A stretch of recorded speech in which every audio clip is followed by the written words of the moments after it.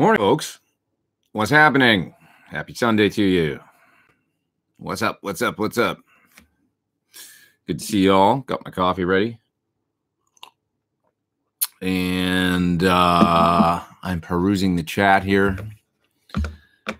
And we got 53 people online. What's up? Good to see some of you regular folks here. And anyway, watching the Grammys. Is that going to happen? I don't know. I might go to a movie. Lawrence says, good morning, Pete. The studio looks great. Thank you. Lawrence also says he's building today. Loads of orders to fill. What are you building, Lawrence? What do you got on the go? And what happened this week? It was a good week. I did a gig with the PT-15, first one, which went really, really well. It was super fun.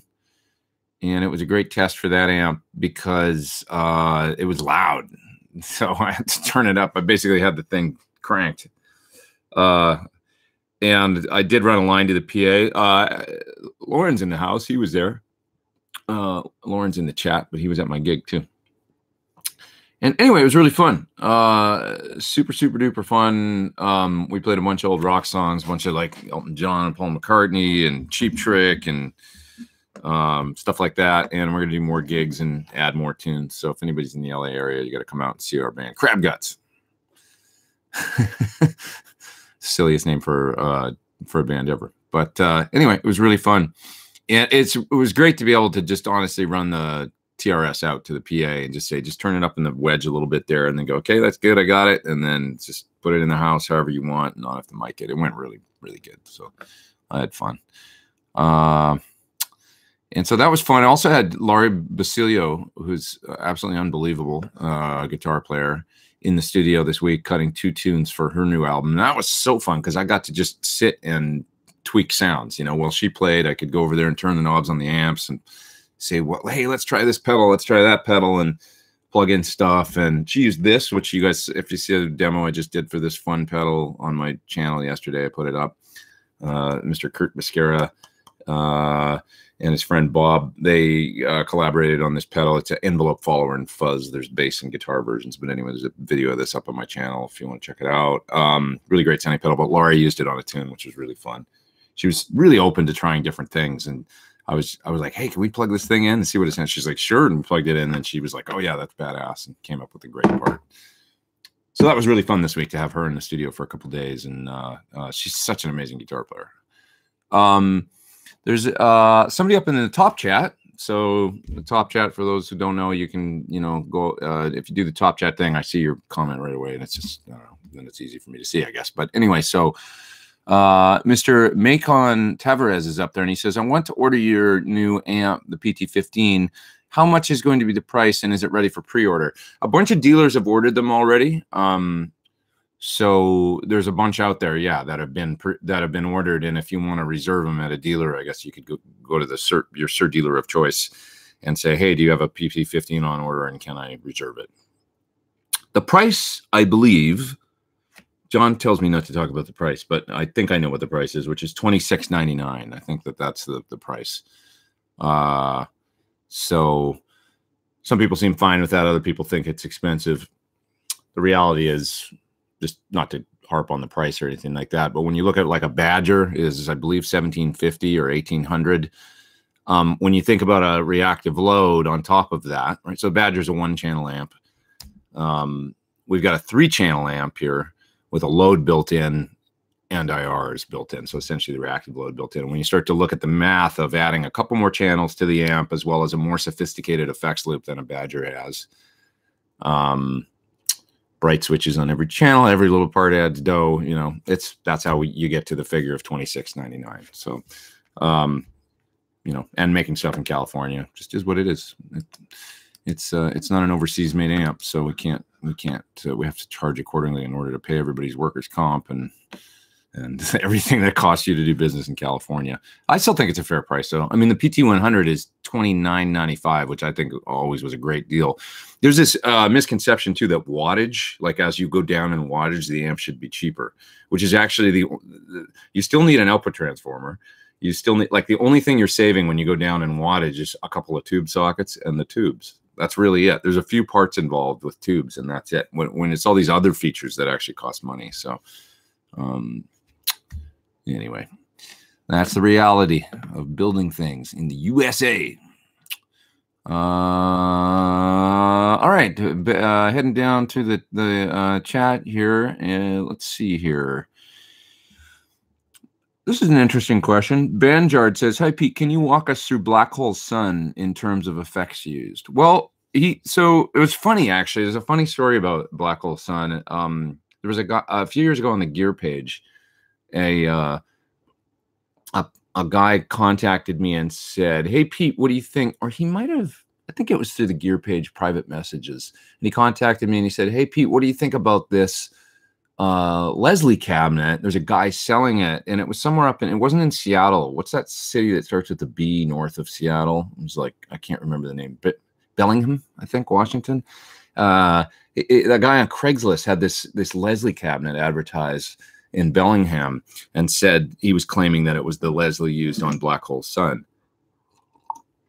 So that's the number one thing, of course, is the rotary sound, which was probably mic'd, with, a couple mics in stereo on the horn or whatever, and then the drum down below probably had one on it, something like that, because it's definitely a stereo kind of thing that's going on. And there's some reverb and stuff like that, which is wherever they recorded. There's probably some plate, or maybe they put up room mics and did in the room. Who knows, But it's mainly like verb. Maybe there's some echo. I don't know. But it's mainly verb and that Leslie sound. But the funny part about the story is that somebody posted they wrote me a question about this Leslie and said, "Did you think that this could actually be what this guy in Bellingham is claiming it is on Craigslist, which was the Leslie used on Black Hole Sun?" So I simply sent it to Chris Cornell. I sent him a photo of it and said, "Hey, does this look like, by any chance?" And he looked at it and he's like, "Oh my God, I think that's it." And he's like, "I'm going to buy it." So I think Chris actually bought it from the guy, which is a really cool thing. Like, when you think about the power of the internet, that somebody could contact me on the Gear page and stuff, and then I could let him know, and then he could go, "Holy shit, I want that thing," and get in touch with the guy on Craigslist. And so I think he picked it up. But it's just kind of a neat thing. And the guy on the Gear page was super jazzed about that story, that he could somehow reconnect Chris with that cabinet and stuff, and just sort of through an indirect, or somewhat direct connection, I guess. But anyway, it was a neat story. So the way that I used to play that song, on the intro, there's a Leslie sound with the kind of the slide part on the intro, and there's more gain on it than on the part in the verse, which is really quite clean. So what I used to do is use an overdrive with maybe, I can't remember if I used compression or not, but I had a fast Leslie setting with some echo. There's a long echo on it on the part at the beginning, and a little bit of reverb. So it was like overdrive, maybe a bit of compression, just in order, because I'm a crappy slide player, so I use the comp to help with the slide. And you play the intro part, slide up, and then I drop the slide on the floor, switch sounds, and what would happen is I'd switch off the overdrive, and it would be just a little bit of echo with reverb and the Leslie sound. Now, what I used for Leslie rotary back then was a Roto Machine from Line 6, which I always thought sounded really pretty good. Nice pedal, one of those single pedals. It was in the same series that great Echo Park delay was in. So I used that most of the time. For the latter part of playing with Chris, I actually got an Axe FX in my rack that I was using just for effects. And I was running the Axe FX 4-cable method, both in front of my amp and also split into stereo in a wet, dry, wet configuration. And I would use the in front of the amp portion, and I used the rotary speaker sound in the Axe FX for a while. I also recently, the last time I got to play with Chris, we didn't do Black Hole Sun that night, although we were talking about doing it, but we never did it. But we did Say Hello to Heaven, which also has a Leslie guitar sound in it. For that, I used my H9, which has a great Leslie in it, I think. So H9 would work good for that sound for sure. I really like the Leslie sound in the H9. Mobius or Lex from Strymon would be appropriate too. Totally a great thing to achieve the Black Hole Sun sound. And just get a nice warm reverb going and maybe a little bit of echo. Okay, moving down. Let's see. Fuck him up 145 is in the chat, and he says, just bought my 4th Thornbucker. Thanks again for that awesome pickup. Hope you get some royalties for that. I'm glad you like the pickup. I love him. I love him. They did a nice job. Jeff Taylor says, I always tune into the Grammys, but I'm usually disappointed 30 minutes in. Yeah, I'm debating whether or not to watch. I'm not sure. I mean, it'd be interesting to see. I feel so separated from the whole music business, to be honest. Friedman's in the chat. Friedman's in the top chat. He sent me $1.99 and he's trolling. He says, let's talk about IR lengths and how it's not enough. We had this whole debate this week on the gear page about some people complaining about the IR length of that's going to be in the PT15, because of course you can host 16 IRs, and the IRs, much like the 2-note stuff for so many years and other devices, it truncates at 20.5 milliseconds, which 2-notes maintain, as well as other people's, is just fine for close mic to IRs. And I would agree, if anybody wants to test it, which is always the best way, right? If you want to know, try it. All you need to do is in Mix IR2, maybe other IR loaders too, but certainly Mix IR2, which is from Redwires. If you've got a DAW, Logic, Pro Tools, Cubase, anything like that, you can load up Mix IR2, and there's a little knob right in it that says IR length. And you can simply turn that from 500 milliseconds down. Go ahead and do that with like a Celestion, full, like at least 200 millisecond or 500 millisecond IR. That's just close mic, and turn it down. It's interesting to do with the room mics too, because you can start to hear the cutoff on the room mics, but simply turn that knob down and see what you hear. I've done it. So I'll maintain that 20.5 milliseconds for close mic IRs is fine. It sounds good. Plenty of detail, and it sounds like the cabinet that it's supposed to sound like and everything like that. So that's why we included it in the amp. I thought about it. Believe me, I wouldn't have wanted to do it if I thought it was too short, but I think they sound fine for close mics. You're not going to be able to do rooms with it though. If you use the Celestion room mics or something like that, it's going to truncate those, of course, then you're going to want out to probably like 200 milliseconds, probably fine for the rooms. But in that case, you can just do IRs, on the PT15 IR, we put a switch on the back. It's just a defeat, simple defeat of the IR. So you can just turn them off, and then you can do them in your DAW if you want longer ones. It's easy. But for live, you don't want room mics anyway, of course, right? Because it's just going to wash you out in the PA, and there's a room. You're playing in a room, so you're just going to want the close mic to sound present in the PA and that kind of thing.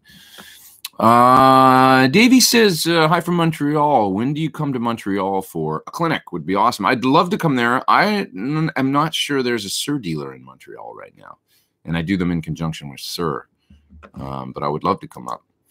There's Mark's up in the top chat. Thank you, Sir, for doing the top chat.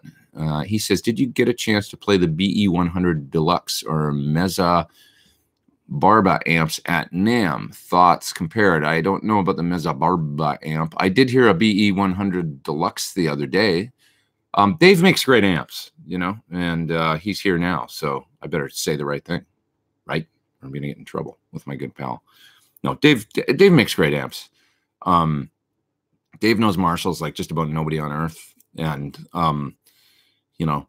if you want a great, he's bottled that tone and put it in his amps, and he does a great thing with them. So I don't know about the Mesa Barba amps. I've seen them, and I know what you're talking about, but I've never heard one. Not a lot of people might know this, but I had the second Marcia ever made, 002. The Marcia was the precursor to the BE100. So when Dave was making amps, just getting started making them all himself and stuff, that this is pre-Friedman amplification, the BE circuit, I had the second one ever built, and I owned that amp for a long time. And to be honest, I really wish I still had it. I never should have gotten rid of that amp. But anyway, Dave does good stuff. Rich is up in the top chat, and he didn't even ask me a question. Rich, you're a good man, but I want to talk to you. Anyway, thanks for doing that, Rich. I appreciate it. I hope you're having a good Sunday. Plan on bidding on Gilmore's guitars. God, I wish, right? Everybody saw maybe the David Gilmour auction video where he's selling some of the black Strat, the #1 Strat. He's selling all these guitars. It was funny because when I watched it, the one that sort of resonated, no pun intended, but resonated with me the most was the 12 string from Wish You Were Here, because he plays it in the video and it's like, oh my God, that's the guitar. It's got a distinctive sound. Something about just it being an acoustic, I guess, and there being nothing more to it. I think I mentioned this last week, but it would be great to have the 12 string from Wish You Were Here and just pick it up and play Wish You Were Here like once a week and then put it back on the wall. I think that's a great thing he's doing, you know, selling those guitars, giving the money to charity. What a terrific thing. Stephen Douglas says, how did the Miley thing come about? Yeah, I guess that's my biggest connection with the Grammys or the current music scene was I did play with Miley Cyrus a couple weeks ago at the Chris Cornell benefit. So she's a current U.S. I just feel divorced from the U.S. I've mainly been touring with artists from Japan and France for the last 5 years. So I haven't had a lot to do with any artists that would be on the Grammys or anything, but I guess Miley is. How did the Miley thing come about? Vicky Cornell contacted me and asked me if I would play with Miley as well as with Rita Wilson.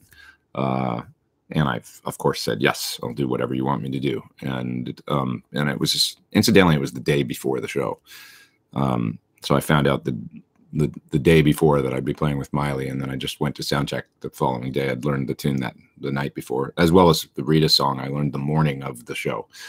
That was 11 a.m. the morning of the I got another text. Can you play, you know, this song with Rita tonight as well? And I had to go and listen to it and be like, okay, I think I can do that, but I better get to work. And I basically practiced for the next 3 hours and then went to the sound check.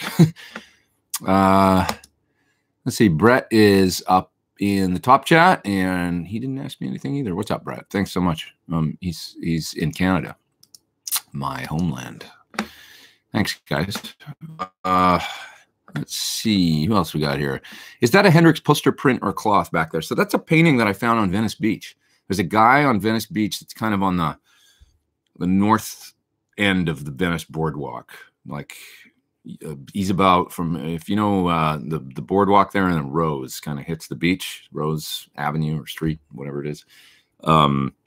He'd be about just south of Rose if you walk 100 meters. This dude is there and he's got his paintings all out in front of a building on the boardwalk, and he lives in the building, and then he just comes outside and brings his works out and puts them out there. And he's kind of like I don't want to say standoffish, but he's not like the warmest guy, you know. And he had that Hendrix painting. I was like, hey man, that's so cool. Like, how much for that? And then maybe he just gets a lot of like people like looky-loos or whatever that don't really.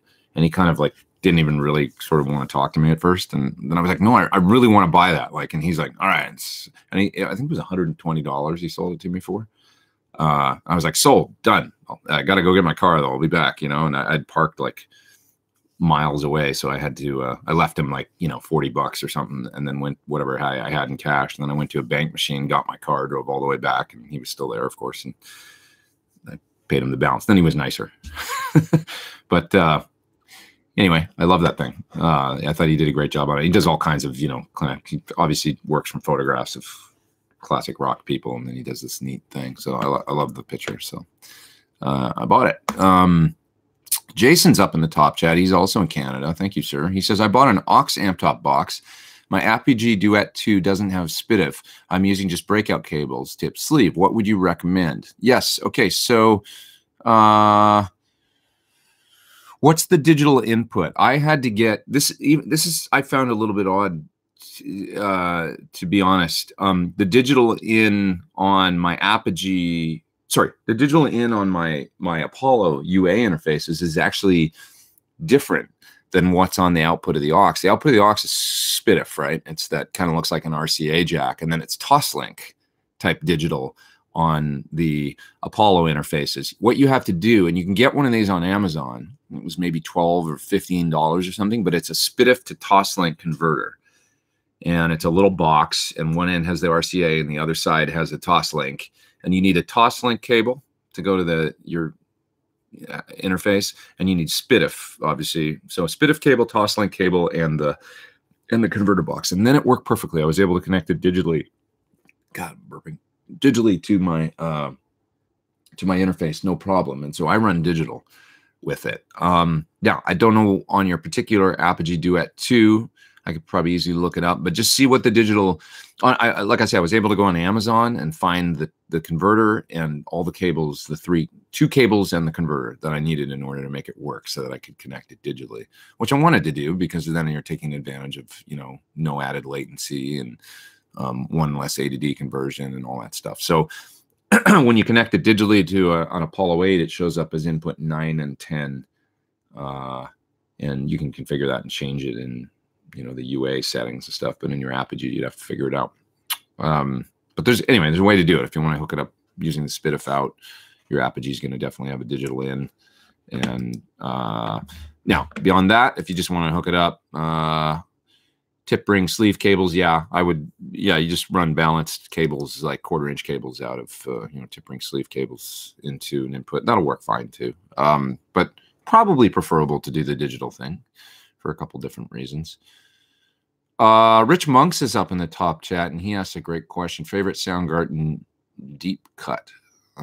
Switch opens for me. Could have sworn I heard a xylophone mirroring the main riff. I mean, it could be. They did all kinds of crazy stuff. It's hard for me to pick a favorite track.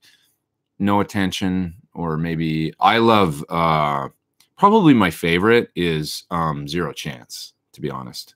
Or maybe Overfloater, or probably Zero. I love Zero Chance, man, because if you want to listen to like the brilliance of Chris Cornell,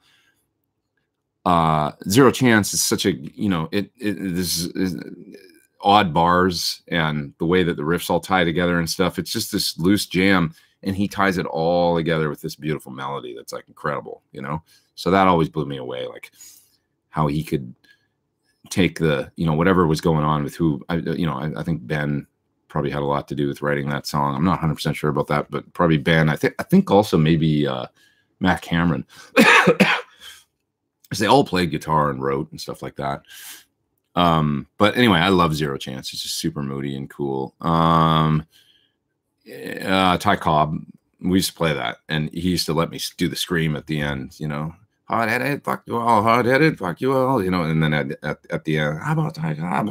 He'd hold the mic out in my face, and I got to scream the last note. So that was really fun. So I have good memories of, I like No Attention. I'll pick No Attention, Ty Cobb, and Zero Chance as some of my favorites. Mark is up in the top chat. He says, I'm buying either a Nags single cut or a new Gibson 59 reissue. I know you've played both. Recommendation, feedback given, Gibson quality control, price, etc. these days. I'm pulling for Gibson. Like, I think that it's great. They've got a new guy at the helm that seems like the right guy to pick. Seems like he likes guitars, and that he's got experience running big companies, and that's probably two good things that they really need right now. So I'm definitely pulling for them. I stopped by the Gibson booth, and it was nice to see them with a great big booth at NAMM. I did notice a lot of the 59s, and this is not a reflection on them necessarily, but I did notice that a lot of the 59 historic reissues were quite heavy. And I think that's just a reflection on, like, I picked up a whole wall of them, and I was like, wow, they're all like getting close to 10 pounds. I don't know, maybe 9 point something, but there wasn't a hell of a lot of, like, I didn't pick up one that was probably under 9 pounds. I think that's just a reflection of mahogany. It's difficult to get true mahogany that is, not weight relieved and all that business. And that's light these days. It's just really hard to find. But the Gibson's making some nice guitars, and I think it's great that they're, we'd hate to see them go away. So it's awesome that they're doing what they're doing. I'll say the difference between I have a Nags Steve Stevens, which is a beautiful guitar. Do I have it in here? I don't have it in here because I lent it to Britt Bowman, and she has it over in her place actually, and she used it in her video recently. But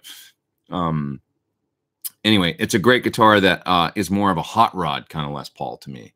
So it's got, it's a different guitar than maybe what you're looking at, the Nags single cut. I'm sure they make some that are more sort of vintage output pickups and stuff. The one I have is the Steve Stevens one. So when I think of that guitar, I think it's high output. It's, it's kind of heavy. The wood, it's got a big kind of thick neck on it, the Steve neck.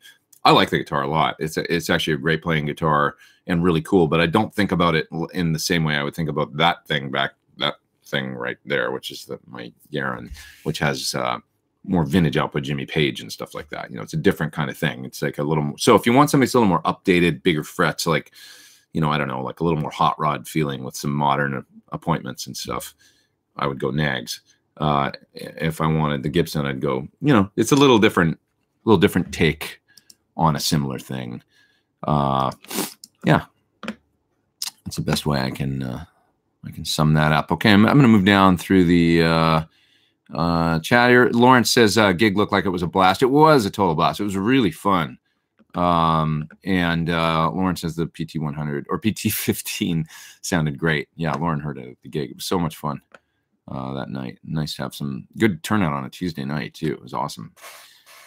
Stuart's in Ireland, and he says good morning and evening from Ireland. What's up, man? I hope to get over there sometime soon. Amir says, how would you recommend switching between 4 preamps connected to the same power amp? You could do that using a loop switcher, I guess.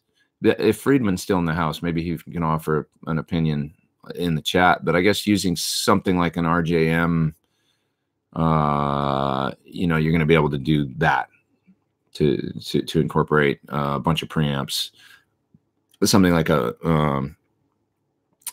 you know, anything with a send and return. And I mean, I guess I could, yeah, basically, and it's a preamp, so you're talking rack. So I would get something like an RJM, you know, rack effect / preamp switcher. You know, you can think of the preamps as essentially like effects pedals almost, and you're just switching them in and out, right? Loop 1, 2, 3, 4. You put the send and return of the preamp in the or you know, the send and return of each loop will go to the input and the output of each preamp, and then you could just pick which one you want. And you could also have a simple, you know, like a rig going with some pedals and stuff in front of the preamps and anything you want after the preamps then. And then you take the output of the switcher and run it to your power amp. Yeah, so I would probably do something along those lines. Anthony says studio looks good, digging the bookshelf. Yeah, actually this is working pretty good right now. Like the lights, I figured out proper lighting, I feel like, for these live streams finally. So stoked about that. I don't know why I didn't think of it before. I got these big dumb umbrella lights in here, which I'm going to get rid of and get LED panels but these are actually working pretty good right now. They're just a little bit white, like that's bright, stark kind of lighting. But this is working better than I think any other live stream that I've done, to have the rest of the lights in the room off, those two on, those things in the back. That's cool. Force user says, hey man, you're too kind. He says, you're a fantastic guitarist and a huge inspiration to me right now. Thanks, man. I appreciate that very much. You're an inspiration to me too, because you're here with me and hanging with me on a Sunday. Power to the guitar people. I like it. Somebody's up in the top chat, and it's Gordon, and he's just up in the top chat. He didn't say anything. Thanks, Gordon. He's in the UK. And thank you, sir. Appreciate that. Moving down. This guy, Cleveland, says, I've heard you talk about long IRs before for room mics. Can the Sir Reactive load these for a better headphone experience? No. So the Sir truncates them to 20.5. So it's going to do close mic IRs fine, but it won't do the room mic IRs. Room mic IRs, you're going to need a computer, because you need more, basically you need more processing power is the thing with the room mics. This is why like Two Notes hasn't had them before. This is why even in kind of high-end modeling devices, you've got IRs that don't go out to 200 milliseconds or anything like that. You know, I think maybe it's 40 at the most for like the ultra res axe effect. Somebody might correct me on that. But anyway, the thing is you need processing power. You need a computer that's got a chip in it that can deal with the long impulse response. So it's all about shark chips. You know, essentially it's like you on an IR board, when you have an IR loader of any sort that's external from a computer, it's like it's got a little computer, it's got a shark chip on it, and it's like a little, you know, it's essentially just processing power. And this is where you run into trouble, is that it would be very, very cost prohibitive to have any kind of external IR loader that could go out somewhere as far as 500 milliseconds, because now you're getting into, you need the processing power basically that a full, you know, a computer chip that would go in a laptop or something can give you. So that's the dilemma.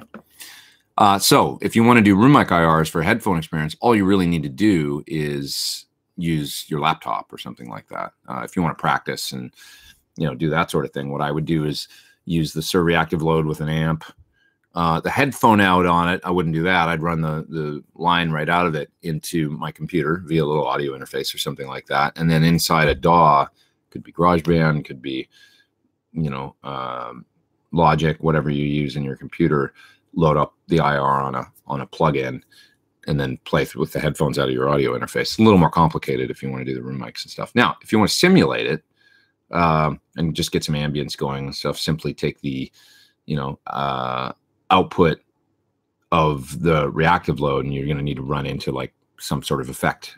You know, you take the headphone out and run through some reverb or something like that, and then come out of that into your phones. You know, maybe you need a little external headphone amp or something. If you just want to get a little bit of ambience going, though, if your amp has an effects loop, just put effects in the loop and add a little delay or reverb or something like that in the loop of the amp, speaker out to the reactive load, and then plug in the headphones. You'll have a nice, like, totally great sound for practice and stuff like that. Robert's up in the top chat, and he says, a cost-effective solution to the stark white umbrellas, try putting a warm or gel filter inside. Check with PhotoStore online. Yeah, or I was just thinking about changing the bulbs out, you know. But these things are so big. The umbrellas are like the size of an umbrella, you know, and they're these cheap sort of lights I bought. I mean, they look good because they're even lighting. They do look okay. But I just want to get these LED panels, actually, that Brit has, which are like, they're only about yay big, and they've got LEDs, and they're dimmable, and you can change the hue of the LEDs. And they're like $150 for 2 of them with the stands on Amazon. So I think I'm just going to get a couple of those because it's just so much more compact. And I like the fact that I can dim them and stuff. So that'll be cool. That'll be real cool. What do I think about the Synergy stuff, says Shade. Cool. I think it's a cool idea. You know, okay, so I think that with the Synergy stuff, the things that make the most sense to me are probably the preamps, especially the ones where you can add an extra channel to your amp, like the single preamp, because you could use that to record or, you know, whatever, as a little desktop preamp kind of thing. And then you can also add a sound to an existing amp. Say you got a Hot Rod DeVille or something, patch that thing in the loop with a high gain channel. Now you got a high gain channel too that actually sounds good. And then the other one I really liked was the little 30-watt head that had a clean channel, volume, and a bass and treble on the clean channel, and then you put one module in it. And I thought that's nice. That gives a lot of guys like the freedom of basically now you got a little 3-channel 30-watt head, right? Because it's got two settings on the module, and each module with 2 gains and masters, and then you got a little separate clean channel. That seemed really usable to me. So those are the products I think from Synergy that seem to, that I think in the market will do the best, in my opinion. That's just, I don't know if that'll bear out or not. But Mark's up in the top chat. He says, I also noticed the Les Paul weight. Okay, yeah, so you picked up some of them and stuff like that. Maybe you were at NAMM. Thoughts on a used collector's choice versus a used 59 reissue? Same luthiers, quality wood selection, etc.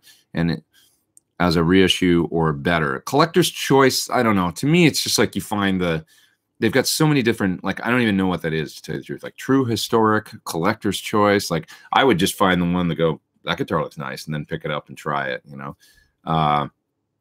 So I believe that, you know, it's nice to have a guitar that's sub 9 pounds if you can find one, because they just sound a little airier. Although, you know, there's something about heavy Les Pauls that's cool too. If you play dirty a lot, like my custom that I have here, Lari actually used it this week at some of her recordings because we were doing a heavy dirty rhythm part, but that wasn't too dirty.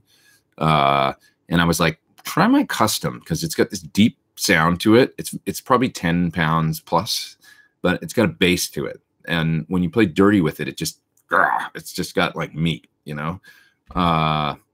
And she tried it. She was like, oh, like as soon as she plugged it in, the depth of the tone when you're playing dirty is really cool. So that's one thing that a heavier guitar always seems to give you is like, I don't know. There's a solidity. Solidity, is that a word? There's a solidness to the tone that I like on a heavy guitar. So it's, you know, but yeah, you got to find, to me, it's like with the Les Pauls and all the different designations and stuff like that. Just find one that speaks to you, you know, find one that was made in the custom shop that you pick up and go, this thing feels good and looks good and has all of them. It's just like, yeah, this is the guitar, you know? Let's see. Braxall says the new 59 R9 Les Paul sounds great through my 72 Marshall 50-watt and aux. I bet. I bet. All right, what else we got here? That's a good question. Eric says, did you change the frets on your 59? No. Did you change the frets and radius on your vintage Strat and Telly? No. The frets, yeah, okay. So the frets on both guitars were done when I bought them. I refretted my Strat because I didn't like the frets that were in it. They were too small. They were very small. And but it was a new refret, and so it was a hard decision. But I'm like, well, I just bought this expensive ass guitar. I better make it so that I like it. And a friend of mine did a great refret on it. So now it has like 6105 style frets, and the radius is vintage. The Telly had just been refretted meticulously, very well done in Japan, and so I got that, and it was already done. The frets were done, but the radius on both of them still vintage. It's not flat or anything like that. I love refretted vintage guitars because it makes them cheaper and more playable. So Chris is up in the top chat. Thank you, sir. He says, have you seen Steve Vai's new book, Videology? I just got it, and it seems really well done. I do want to get it, actually. It looks great. So Steve Vai wrote a book kind of on basic guitar theory for, you know, for guitar players that want to know such things. It looks like a real cool book. Speaking of which, I'd pre-order your book if you did one. Oh, thanks. I don't have one, but maybe someday. I don't know what I'd write about. Have to think about that. Love your music and your channel. Thanks, Chris. Appreciate it. Yeah, the Vi book, if you guys haven't seen it, look for this book called Videology. It looks great. I'm sure he goes over, you know, modes and all that kind of good stuff, you know, and just how he uses them. And it looks like a really cool book. Seems like something I'd like to have around, and, you know, I want to start practicing more. So, you know, I'm starting to get this bug to practice. Damn, my shoulder's killing me. I don't know about you guys, but as I get older, I got this like starting. It was like ever since NAMM, something like I literally, my camera bag, which weighs like 3 pounds, was on my shoulder, and I just like was like, what the hell's going on with my shoulder today? And it's been hurting for a month ever since. So I don't know what it is. Steve's up in the top chat. Oh, you guys are too kind. Thank you. Steve Roy says, I've noticed the sound of my tube amp can vary noticeably with humidity, temperature, how long it's been on, and how long I've been playing it. Any tips for stabilizing and dialing in the tone as much as possible? That's interesting. I wonder what kind of amp it is. Is it Class A? I find sometimes like Vox amps or anything that's Class A or that runs kind of hot like that, they can change like, whoa, who turned on the fuzz box all of a sudden, like into the second set of the night, and things been on for a while. I have noticed that. I don't really notice that on my, you know, if it's an amp like a PT100 or something like that, I don't notice it changing. It's more on the Class A stuff. It would be something good to have a tech look at, though, and see. Maybe it's, you know, tubes, if things are changing, you know, you might have filter caps. I don't know. Like, you know, a good thing to know is that you should get your filter caps done every 10 years or so, I think, if you got a vintage amp or anything that's approaching 10 years. Isn't really vintage, is it? But it's a good thing to have an amp looked at probably every 10 years if you haven't had it looked at, just to get the filter caps and stuff checked out, because things can change. Generally, when I notice the amp starting to change its output tubes, like if things are also, I've had issues with the phase inverter tubes because they burn out along with the power tubes, as I understand it. It's part of the power section. So I've had an amp noticeably change and get better when I replaced the phase inverter tube after years of like, is this thing not sounding as good as it used to? And then I had the power tubes down and put phase inverter, and it was like, whoa, there it is. It sounds better. So those are all good things to check. Filter caps, power tubes, check the phase inverter when you're getting the power tubes done. Have it biased. Yeah. Okay. Does Lari really smile that much? Says Deer Creek Audio. She's always smiling. I talked about it the other way. I said, you're the guitar player that reminds me the most, not in playing necessarily, but in the you know, feeling as Eddie Van Halen, because Eddie Van Halen always smiled when he was playing, and it was like, I told her that day, I go, look at, it's like you're saying, like, look at all this badass shit I'm doing on the guitar. Isn't this amazing? Like, you're smiling and almost like, I don't know. She's just always stoked when she's playing generally. And she's such a great musician and great guitar player. So that was really fun having her in here this week. We did, for those that have joined now, we got about 460 people online. Awesome. Lari Basilio came in and did 2 tunes for her new album, her upcoming album. Last 2 songs, I think. She needed a place to come cut some guitars, and we had so much fun in here. I got to just kind of engineer and, you know, pull out pedals and say, do you want to try this? You want to try that? And, you know, tweak sounds. And we used the reactive load. We used the aux. And what amps did we use? We used the SL68, which, man, she sounds good on the SL68. When she plays, especially with her fingers, just burning. It was interesting because we got this great articulate, awesome sound with the SL68. And then when she switched to a pick for the next lead part in the song, it was almost too much. It was like too bright and clear. And at that point, I switched to the PT100 for and with kind of a mellow setting on the treble on the amp, and it matched the tones nicely because she was using her fingers with one. So stands to reason. I'll turn off my heater here. This gets a little floor heater in here. It's damn hot after a minute. Anyway, we use the SL68 a lot. We used the PT100. We use my Top Hat and Plexidor, which is a great amp that's down there in the bottom of the amp rack. It's basically a 50-watt Marshall with some switching to go from like a JTM 45 front end to more like a 68 Plexi, and then you can do more like a 71 sort of thing when you pull the gain control out. It switches in a bright cap and gets more aggressive like the front end of an early 70s amp, which is the setting I kind of like the most on it. So we used that on a few things. We used my Vox AC15. And she played her Purple Sur guitar, of course. She played my custom. She played my old Telly. She played my 12-string. We got some nice tones. So it was really fun. Really super duper fun. All right. Moving down.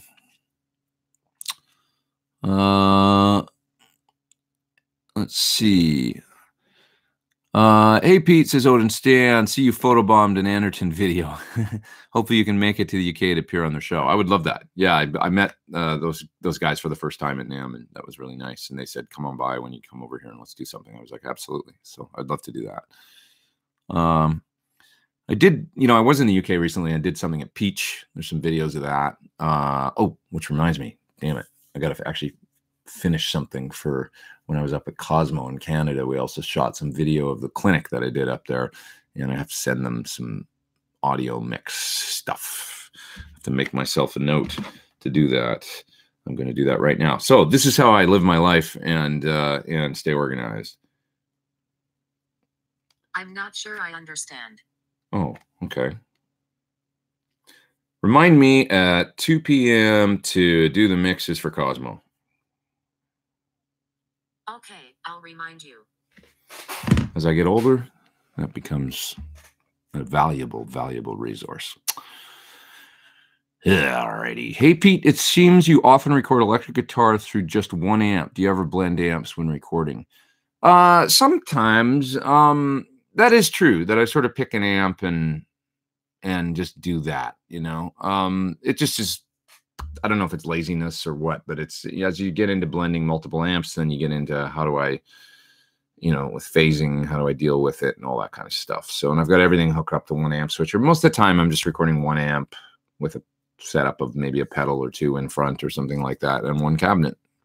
It's just easier when you're doing things on your own. I find, much like using multiple mics on acoustic guitar for stereo sounds, when you're doing your own engineering, those things just become time consuming and kind of complex. So I'm always gravitating towards just one mic and finding a nice place on the acoustic, you know. Things like stereo miking, it's hard to hear because when you're playing the guitar and then you're trying to position the mics and make sure it's in phase, and then you got to listen back and go, oh, it's not quite right. And then you're doing all this stuff and you're doing it all on your own. And it's kind of exhausting and takes like when you're trying to be creative and get a good take, not to mention when you're doing video, right? Like, so the extra added thing of I'm reaching over here, making sure I'm getting behind the cameras, making sure the video is looking right for the videos I do. And that's an added layer of engineering that I'm doing on top of trying to just get a good take.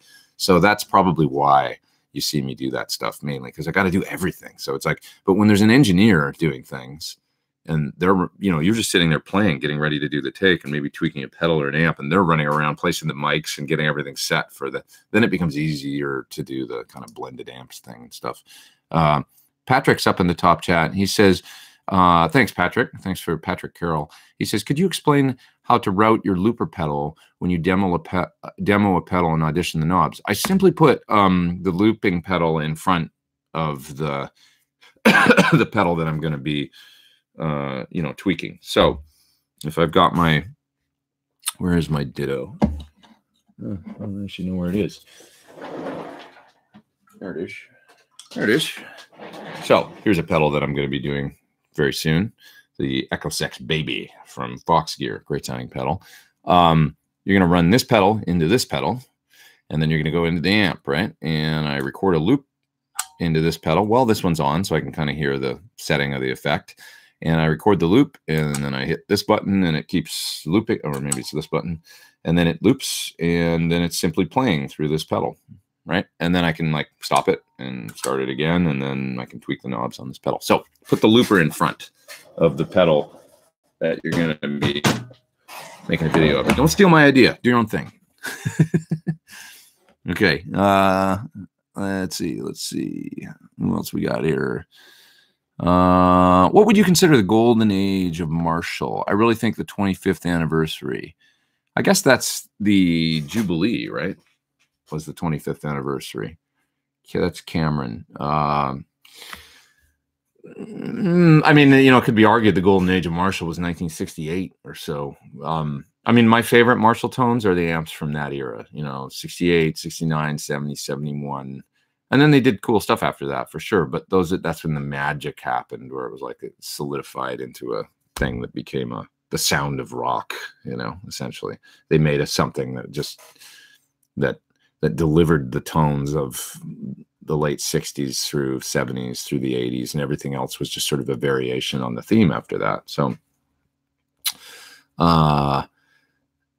yeah, honestly, I think that for me, it was probably 1968, was when it arrived, when Marshall's, there it is, and it's always a fascinating thing for me, was that dawn of that era and how exciting it must have been to have all of a sudden the tools to, plug a guitar in and with that kind of power and volume and the first people that plugged in those amps and turned them up must have just been like, oh my God, like, what do I even do with this thing? And then, it had to be really, right? Like when you think about it, it just didn't exist before that. So imagine 1966, 67, and all of a sudden, it's like, oh my God, like what? And the first time you tried one, and then like, when I can make these sound, like, what do I even? And then you go practice for like 6 months, and you are the Who or Jimi Hendrix or whatever, and you're like, here's this stuff coming. The best guitarists of the day were plugging that stuff in for the first time and experiencing it, and then developing a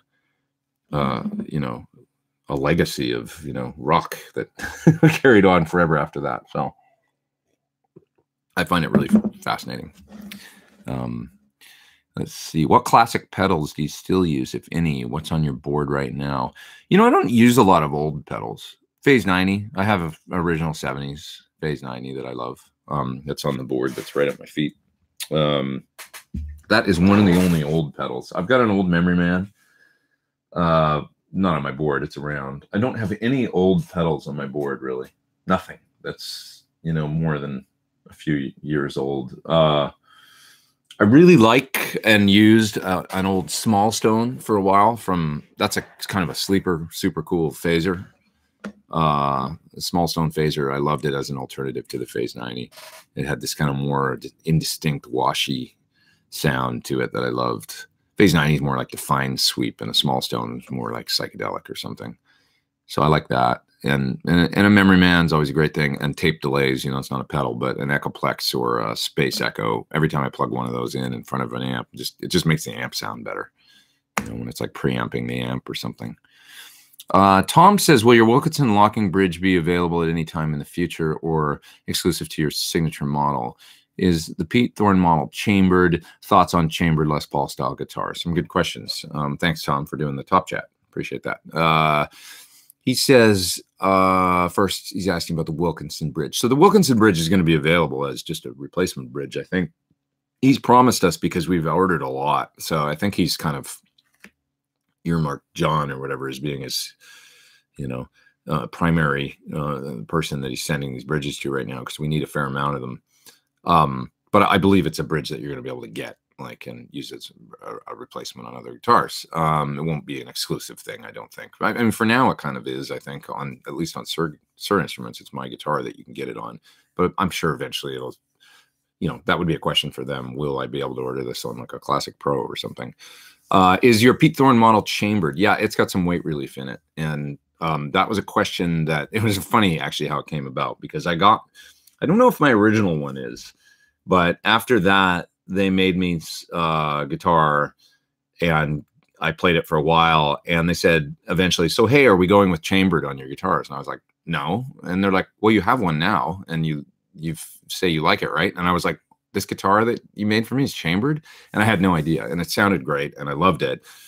Had that not happened like that, I probably would have said, no, I want to use, you know, genuine mahogany. But the problem is that mahogany, like I said, like, you know, you go to Gibson booth at NAMM this year, every guitar I picked, because I checked, all the historic Les Pauls were like, I'm like, damn, this guitar is 9.5 for sure, if not 10 pounds. They were all really heavy when I picked them up. So I could be wrong about that. Maybe I was just a weakling that day or something, but they all struck me as heavy. And I know it's true that it's next to impossible to find light mahogany anymore. It's just become a thing. It's just really difficult to find new mahogany, you know, like for new guitars that the wood they're buying now, it's all heavy. So yeah, so my guitars have some chambering in them. I thought it sounded great, and it didn't bother me at all. Wherever they're putting the chambers, it doesn't seem to, you know, just a good sounding guitar. So, and thoughts on chambered Les Paul style guitars. I have one that was made in 2008. That's, you know, weight relieved Les Paul. It sounds good. I get, so like in a Les Paul, I think I want the full deal. Like, honestly, in another guitar, or like a, you know, like I don't know, maybe that's just me, you know, like being, but, you know, I like Les Pauls to be that guitar. Like if it's a Nags, or if it's something else that's like, you know, kind of a hot rod Les Paul or whatever. Like even my Scala guitar has the vented top on it, right? It's a different, you know, there's different stuff about that. It's like, okay, it's a hot rod. It's not exactly a Les Paul. It's a variation on the theme. I'm cool with that. But if I'm getting a Les Paul, and especially if it's like a 59 like reissue, that's supposed to, I want all the shit. Like I want the right bridge and the right pickups and all that. And maybe that's just me mentally, but, you know, I want it to be like that guitar back there, my Yaron. It's got stuff on it. Like, this is one of the things I liked about it. I'd ask Gil, like, so why the bridge, or the nuts nylon, like they used to do back in the day? I go, so why did you do the, and he goes, I didn't do it because it's the best. I did it because that's the way they made it in 1959. That's what that guitar is. It's a 59, like, you know, so he's like, you know, if you want something else, then you get my bone guitar or whatever. You know, his variation on a theme of a Les Paul. But I thought that was like, oh, okay, I get it. You know, it's supposed to be like a moment in time, like exact, you know, and so with that in mind, if I was getting a 59 style Les Paul, I would want no weight relief. If I was getting a variation on a theme or some kind of modern take on it, I'm cool with trying a different thing and seeing if I like the sound.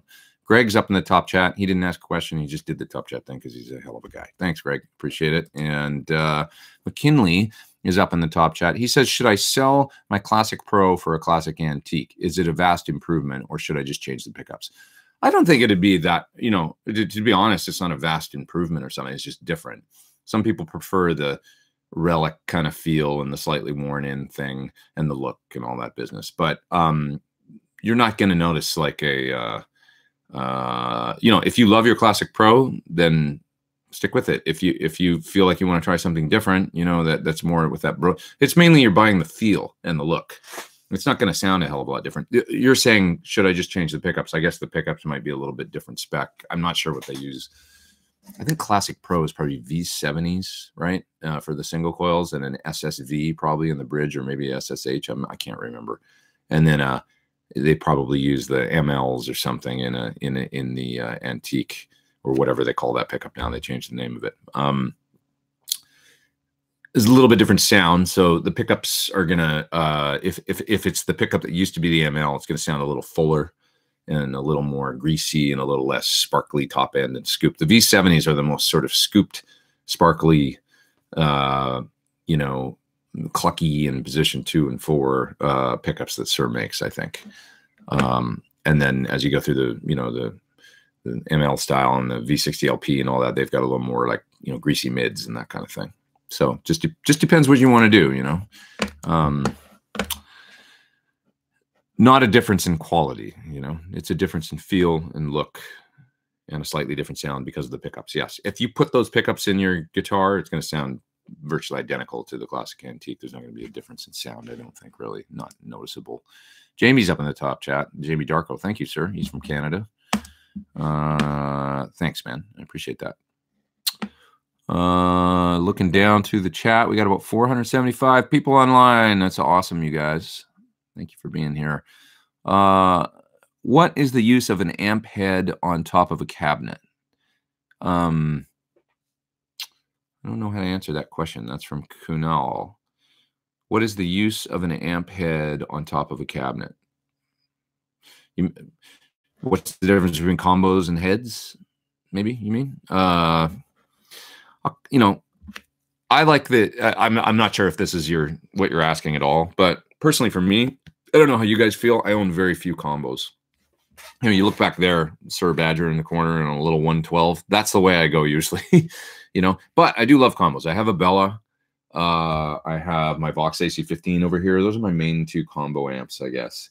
And combos are cool. The thing about an open back cabinet, to me, is air and chime and mid-gain tones and clean tones. It's really nice the way they spread across a stage. Like, it's not so directional, right? Like when you got a combo, especially on a small stage at a gig, it can be a great thing because it kicks out the back end and the front. The drummer can hear you at the back. He doesn't have to get you in his wedge. It's a little more natural sometimes. For heavy stuff, they just don't compare to having a good closed back cabinet. Good closed back cabinet has the thump and the punch and all that stuff. So, it's a bit of a trade-off. I ran a stereo rig once that had I used an open back 212 and a closed back 212 for each side. And I thought that was kind of fun. Kind of a cool sound. I wanted to experiment a little bit more with that, just try to get sort of the best of both worlds. And actually a great rig that I used for a little while was a Top Hat King Royale, which was his AC30 basically. And through a 412 cabinet, as well as the internal speakers. So I had a 412 with V30s, which is a weird thing to probably use with an amp like that. And then it had the internal speakers, which was probably some sort of blue and H30 mix. And I'd run the closed back cabinet and the internal open back, and it sounded great. I don't know. It was a really good rig. When I listened back to the tone I had on that tour, which was 2001, I was like, damn, why did I ever get away from that? It was great I was playing in Five for Fighting at the time, and it was kind of Americana, kind of rock, and it sounded great for that sound. So I guess I did run closed back and open back way back then. Okay. Moving down. Your new amp looks great and fairly priced. Don't fret the naysayers. Thank you. Yeah, I mean, some people, once somebody was asking about the price of $26.99, once again, it's just building stuff in California that's packed with some features that cost money, and I think it's a fair price for what it is, and once again, wattage does not, some people think there's this correlation between wattage and price. Like 100-watt amp should be more expensive than a 50, which is, you're talking about 2 tubes and a couple tube sockets, and that's it, basically. So it doesn't make that big of a difference. Has anyone heard the Third Power kitchen sink amp? I have not. That's from Chris. Favorite ribbon mic for recording electric? I have a few that I love. I got a couple here that I can show you that just happen to be sitting right beside me. I got my microphones in here right now. This is a great one. This is a Bear M160. This is the mic that Hendrix, Eddie Kramer used back in the day. I got one of these a while ago, and I'm going to be using it more soon. It's a little warmer than some modern alternatives. It sounds great, just natural. I've got a video on it actually on my channel if you want to hear what this thing sounds like. I threw it up on my AC30 cap. I used my AC15, and then I played some stuff through it, and you can hear this thing. It sounds just great. I compare it to a 57, so you can hear what it does in the video. So that's on my channel. So that's a 160. If anybody wants to know about a good deal, here, this thing. This is a from Guitar Center. This is a Sterling Audio ST170, I think they call this thing. Yep, ST170. So I think this is probably his or their or whatever budget take on a Royer 122, which is a ribbon mic with a preamp in it, basically. So this mic is loud. It's got output for days. It'll handle a ton of output without distorting. And this thing sounds great on guitar cabinets. It's really clear, much like a 122. No, there's just clarity, everything you kind of want out of a ribbon. And I believe these are like $199. It's free, essentially. Because a lot of ribbon mics are, you know. Once again, here I am. I was just talking about building something in the United States that costs money, and then I'm showing you guys a mic that's most certainly made in China. I'm not disputing that you can get great things made overseas. That mic sounds great, and it's a great deal. 122, which is a Royer, is absolutely one of the best ribbon mics I've ever heard. Used to have one here that belonged to Dan from 65 Amps, Dan Boole. I had one here that I was using his for a while, and it sounded just awesome. So the 122 is a great, probably the be-all, end-all. You know, if you want a budget version, try that ST170 from Guitar Center, or a 160 is somewhere in the middle. They're about $500. I also have a VR1 from what the hell's the company? SE, which makes nice microphones. It's around $699, I think, $700. That's a great sounding mic, and it'll handle a ton of level. I use that for years and years and years as my main ribbon, combined with a 57.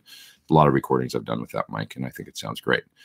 There's some bunch of folks up in the top chat here. Damn, you guys are too kind today. Jason's up there, and he says, I sold my Les Paul before I bought my Sir Hedgehog 50. I'm curious if you think it's better suited to, say, a Classic Antique S or T more. Can you play us a sample of Les Paul through Hedgehog? I'm not set up right now to do it. Maybe next week or something I can do that. The Hedgehog to me is very American.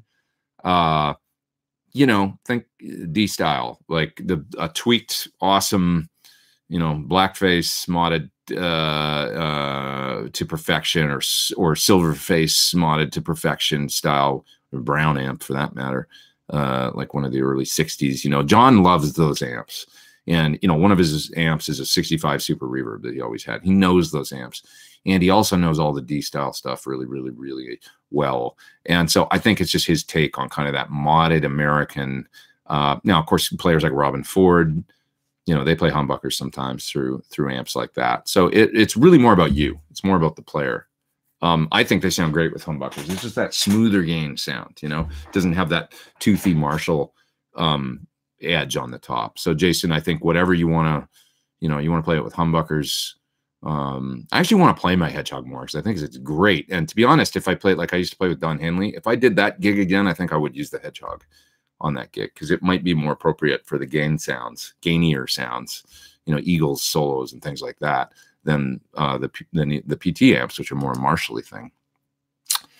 Daryl, I hope that's gives you some sort of perspective there. I think it'll sound great with humbuckers and with singles. It's all about what you want to do and in your hands. Think about Robin Ford and when he switches from a Telly to a Les Paul style guitar, which I think he plays sometimes, right?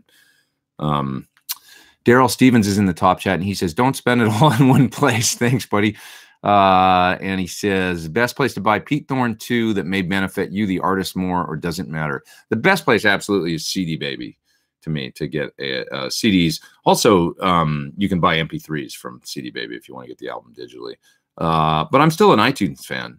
You know, I love iTunes, and you know, they're fair as far as I'm concerned. I hope it doesn't go away. I heard iTunes was going to go away. I hope not, that they were going to kill the iTunes store, which just sucked to me, because it's like, come on, like at least it's just so hard, the streaming thing. You can't basically make any money as an independent music artist. You know, at least when people are paying, you know, $9.95 for your album digitally or whatever on iTunes, they take their little cut, and then you're able to, you know, that I'm a big fan of the iTunes model. So, you know, I think I missed somebody in the top chat. Aaron Songs is in the top chat, and he says, been a while since I've been in chat. Good to see it's grown quite a bit. It's Super Motor Cat, by the way. What's up, man? Thanks so much for doing the top chat. I appreciate that and hanging out here.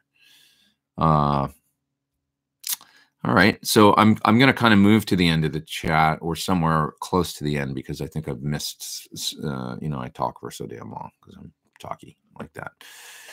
Oh, Adam says SSV bridge V60 neck and middle for this year's model of Classic Pro. That's interesting.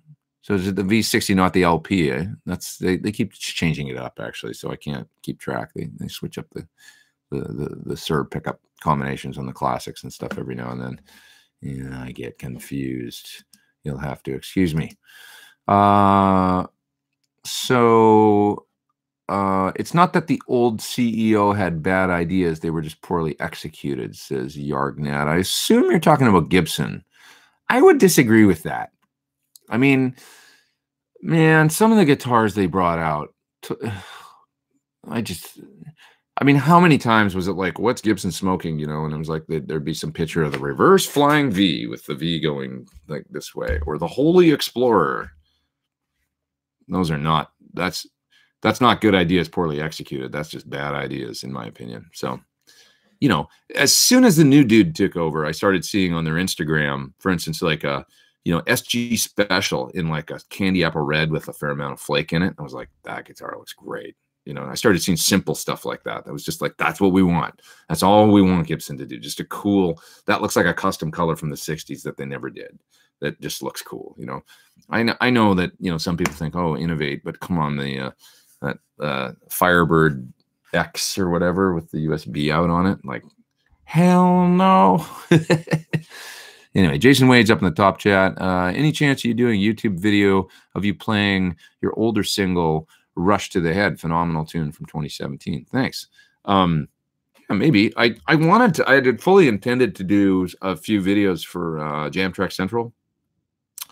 So, and do like for Guitar Nerd, I think we did 3 tunes or 4 tunes from Guitar Nerd where I do a playthrough, and then you can get the -1 version with no lead guitar, and they come with tab and all that stuff. So eventually here I might do that, coming up this year. I don't see why I wouldn't, but anyway, probably as opposed to a combo, says Surf By. I think that he was asking about head and cabinet as opposed to combo. And yeah, my take on a combo is that they're great for clean sounds and semi-dirty tones, but not so great for distortion, high gain, thumpy stuff where you want it to stay tight. And that's when you want to use a head and cabinet. So the interesting thing about heads and cabinets is that you can always, get an open back cabinet for a head, right? So I've got a couple open back cabs here that have, like, I've got a 212 with a blue and an A-type. 2 speakers I really like from Celestion for clean and semi-dirty sounds. And they've both got independent input, so I can easily plug into that cabinet and get a variety of clean tones or edgy sounds out of that cabinet. I've got a 412 open back here with blues that somebody made me. Super interesting cabinet, small sort of 412 with an open back, and it's got blues in it. One thing I don't have that I would like is an open back 410. Like a basement style cabinet. But anyway, with these variety of open back cabinets, you can just plug a head into it and you essentially get a combo. One thing that's good to note about a combo is that they're hard on tubes because you got that speaker in there and it's vibrating and stuff. So a combo is not ideal in a bunch of different ways. They're kind of heavy. You're kind of, sometimes just tied into that one speaker and that's it. So when you're in the studio working a lot, it's like, why not just have heads and then have open back cabinets that you can plug in if you want to and get basically the sounds of a bunch of different combos without the drawbacks. So I think that's the way a lot of people go with the heads. And, this is why you see, like, probably on the road more Divided by 13, for example, when they became popular. You'd see guys like Rusty Anderson with his, FTR 37s, and then later on the RSA amps and stuff. And they would have open back 212 cabinets with heads. Because Rusty, I've seen Rusty's, who's, did a ton of sessions and stuff like that going way, way back. His setup that he would bring to studios in LA. I remember doing a session where he was tracking guitars one day on a project, and I came in and tracked some guitars the next day on the same project, and all his stuff was there. And he had all his guitars and a variety of speaker cabinets from 412s all the way down to open back 112s and open back 212s and things like that. And all the cabinets were all set up, and he could just pick which cabinet he wanted. The added advantage to that as well is that if you've got setups like that, when you're in the control room, you can have the heads in there. And so then you can turn the knobs, run the long speaker cables out to the studio. When you got a combo, you got to go out to the room, turn the knob, and then come back into the control room and listen. So there's all these reasons why, even my box, my little AC-15, I have it sitting over here. Generally, I'm running it into a load box, or I'll run the output of the AC-15 right here to a live room with a cabinet mic in it. So I'm not using the internal speaker a lot. So for working in the studio and stuff, it's just kind of a pain in the ass, I guess. That's why not combos so much for me. Yeah. Kurt says, just switch to Chrome as Firefox crashes nearly every time at this time in the Sunday live show. Chrome definitely seems to be the best web browser for me. I don't know about you guys, but I've started using it more and more and more. I'm using Safari less and less, which works like crap with many websites. Websites with drop downs and things like that, where you need to select something. Safari just many times, it's like it doesn't even allow you to, it's just, I don't know. Chrome seems to be on top of all that stuff, and it seems very stable and like it just works. So I'm using Chrome more and more, and I recommend it. Let's see. For the new Wilkinson bridge on the PT-15 signature, to get that, do we just need to contact any SIR dealer? Yeah, any guitar being built now, moving forward, has the new bridge. So, yeah. What do you think of Marshall's new studio line of mini heads and combos? I would like to have one of each, to be honest. I'd like one of the mini JCM 800s, one of the mini Plexis, but I did see the build. Somebody posted some build shots, and they look kind of, I don't know. I love Marshall. I mean, I'm a fan, but they look just kind of cheap on the inside. I don't know. I'd probably try one anyway. I'm going to hear how they sound, That's the most important thing. I'm a fan, man. I love Marshall, but I guess they're not that expensive. So maybe I'll get one with a little baby Plexi or something like that. I need it like I need a hole in the head, but I could probably actually use a JCM 800 more than a Plexi around here. Let's see. Have you tried the DiMarzio transition pickups? No, I have not. Strangely enough, DiMarzio is the one pickup line I haven't tried. Like I was always a Seymour Duncan guy when I was a kid, and I tried everything. I was always buying the full shred and the Humbuckers and the Duncan Custom. I remember getting in a car accident one time on the way to pick up a new Humbucker. I was so excited driving from after school to go to the music store, and I rear-ended somebody or something, trying to get this Duncan. It's one of those things you don't remember a lot of shit from 30 years ago, but that I remember, like going to get my Duncan Humbucker and running into somebody. I think it was the Blues Saraceno one, and I know Blues now. I should tell him that story. Do you know that I got in a car wreck once trying to buy your damn pickup? I've never mentioned that to him. But anyway, I digress. All these years later, I finally got a Super Distortion, a vintage one, and put it in a Strat, which I used in my SL68 video to kind of try and do the Van Halen 1 thing, because I'm pretty sure that that's probably what was in Ed's Strat when the white and black stripe guitar when he did Van Halen 1. It was a Mighty Mite 1400 copy of a DiMarzio Super Distortion. I was talking about it the other day with people. It's like I always hated the sound of ceramic magnet high output humbuckers in the 80s when I tried them, because they had this flat kind of like sizzling on top and flat mids kind of sound. And when I'm describing that, I'm sort of describing Van Halen 1, right? When you think about the sizzling on top, flatter mids, kind of flattened out, high output hitting the front end of a Plexi, and it's like a light bulb went on. Oh my God, that's right. That's like, I think this is one of the magic formula ingredients. Turn the thing on 10 and use a ceramic magnet high output pickup into the front of the amp, and then it really all of a sudden it's like, oh, there it is. If that's the sound that you're looking for, that one particular tone. And then what changed between 1 and 2, Van Halen 1 and 2? The pickup, the pickup and speakers. No more JBLs and no more ceramic magnet high output pickup. It was PAF mainly after that, I think. And that's my opinion, or what I think, my hypothesis. And Van Halen 2, we were talking about the other day, the tone on Light Up the Sky, DOA, and all those great tunes, it's incredible. It's cleaner. It's cranked up Plexi, cleaner. It's great, raw, super cool. Moving down. Lawrence says, I always thought Gibson had more of a quality control problem than a design problem. Had they kept good product going to customers, they probably wouldn't have suffered the internet hate. Yeah, but remember 2015 with the robot tuners and the wide nut and the weird neck shape on those guitars and stuff? That was a design problem, They tried some weird stuff that just derailed them for long periods of time, like that whole year was a wash because of the damn robot tuner thing. I can't imagine what that cost that company, that debacle. So no more of that. If you want to make a guitar that stays in tune, just make it have a straighter string pull out of the nut, redesign the headstock a bit, less angle, and cut the nut properly. Tom says, I have a Metroplex and want to try monitors for late night. Does the aux or surreactive load with the tube head feel like a real cabinet? I have a Kemper and it feels fake to me on Crunch and Clean. I think you'll notice more realism for sure with the amp. It's what I still love about. I call using something like the aux and the reactive load, or anything with IRs. I call it modeling the back end. You're really just modeling the very last stage, which is the cabinet and the microphones. But you still got your tube head there, and it still sounds like your amp and feels like your amp for sure. So I think it's a great way to go, Tom. Thanks for doing the top chat, by the way. I appreciate that. I think you'll have great results with it.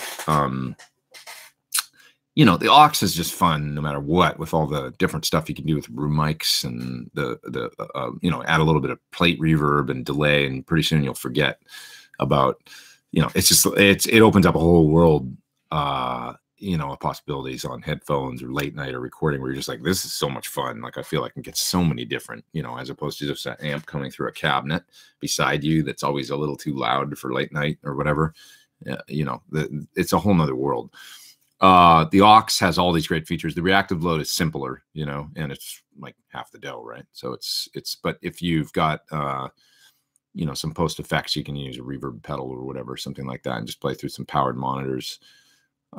It still feels great, man. It's, there's nothing like having a loud amp in a room, but that's not what we're talking about. We're talking about, you gotta deal with your reality of playing late at night, and you want to get some cool tones. So I love both the aux and the reactive load. I use them all the time. By the way, I did get, though, this week, I got my cabinets wired up. So I've got a long ass speaker cable now running to another room, and I just have to get my isolation situation in the other room sorted out. But I did plug in a cabinet yesterday, so I'm getting one step closer to be able to move the mic cabs in here. So probably next week, or maybe within 2 weeks. I'm getting a whisper room for this other room to put in there. Whisper room is like a room within a room. It's like a portable room you can build, and I'm building that in the other room here. Once I get that going, then I can mic up cabinets, and it's going to be great. So I've got 2 mic lines. Dave Friedman, I got this mic cable from Pacific Radio here in LA, Sonex stuff or something made in Germany. And, you got to have long mic cables like any studio, or long mic cables, but also long speaker cables. So he was saying, you better get 100 feet. And I was like, man, I don't want to run 100 feet. I want a little less cable. And he's like, you're going to need 100 feet. And I was like, I'm going to get 80. I think it's going to be enough. And it was just enough. Dave was right. I probably could have gone 85 and it would have been fine. But 80 feet is like, oh, like the cable's taut and stretched tight. And in my other room, I can get basically just about anywhere in the room with the amount of cable that's left in the other room. So Dave was right. I should have got another 5 or 6 feet on there, but I was right too. It actually made it just so. Yeah, Douglas says, hit that thumbs up. Yeah, guys, hit the thumbs up on the video. I'd appreciate it if you dig it. If you're here and you're having fun, I'm having fun. 490 people online. That's awesome. And it's 12:23. I'm going to go to at least one. Do I prefer a 212 or 412? Well, it depends whether you're talking about my back or my ears. I like a lot of 212 cabinets. I don't necessarily feel like I need a 412 cabinet. The PT 212 cabinet, by the way, sounds just, to be honest, I'd rather just many times use that. The new 212 we have for the new amp is awesome too. Like, it's got thud and thump and sounds just killer. It sounded great at my gig the other day. And we're doing the 25 and V30 blend, and they're like this in the cabinet, so that little cabinet sounds great. Yeah, I don't actually really feel like I need a 412 these days, now that you mention it. I've got 412s I love, and but a good 212 is for me, I can get as ballsy of a sound, and as long as it's deep.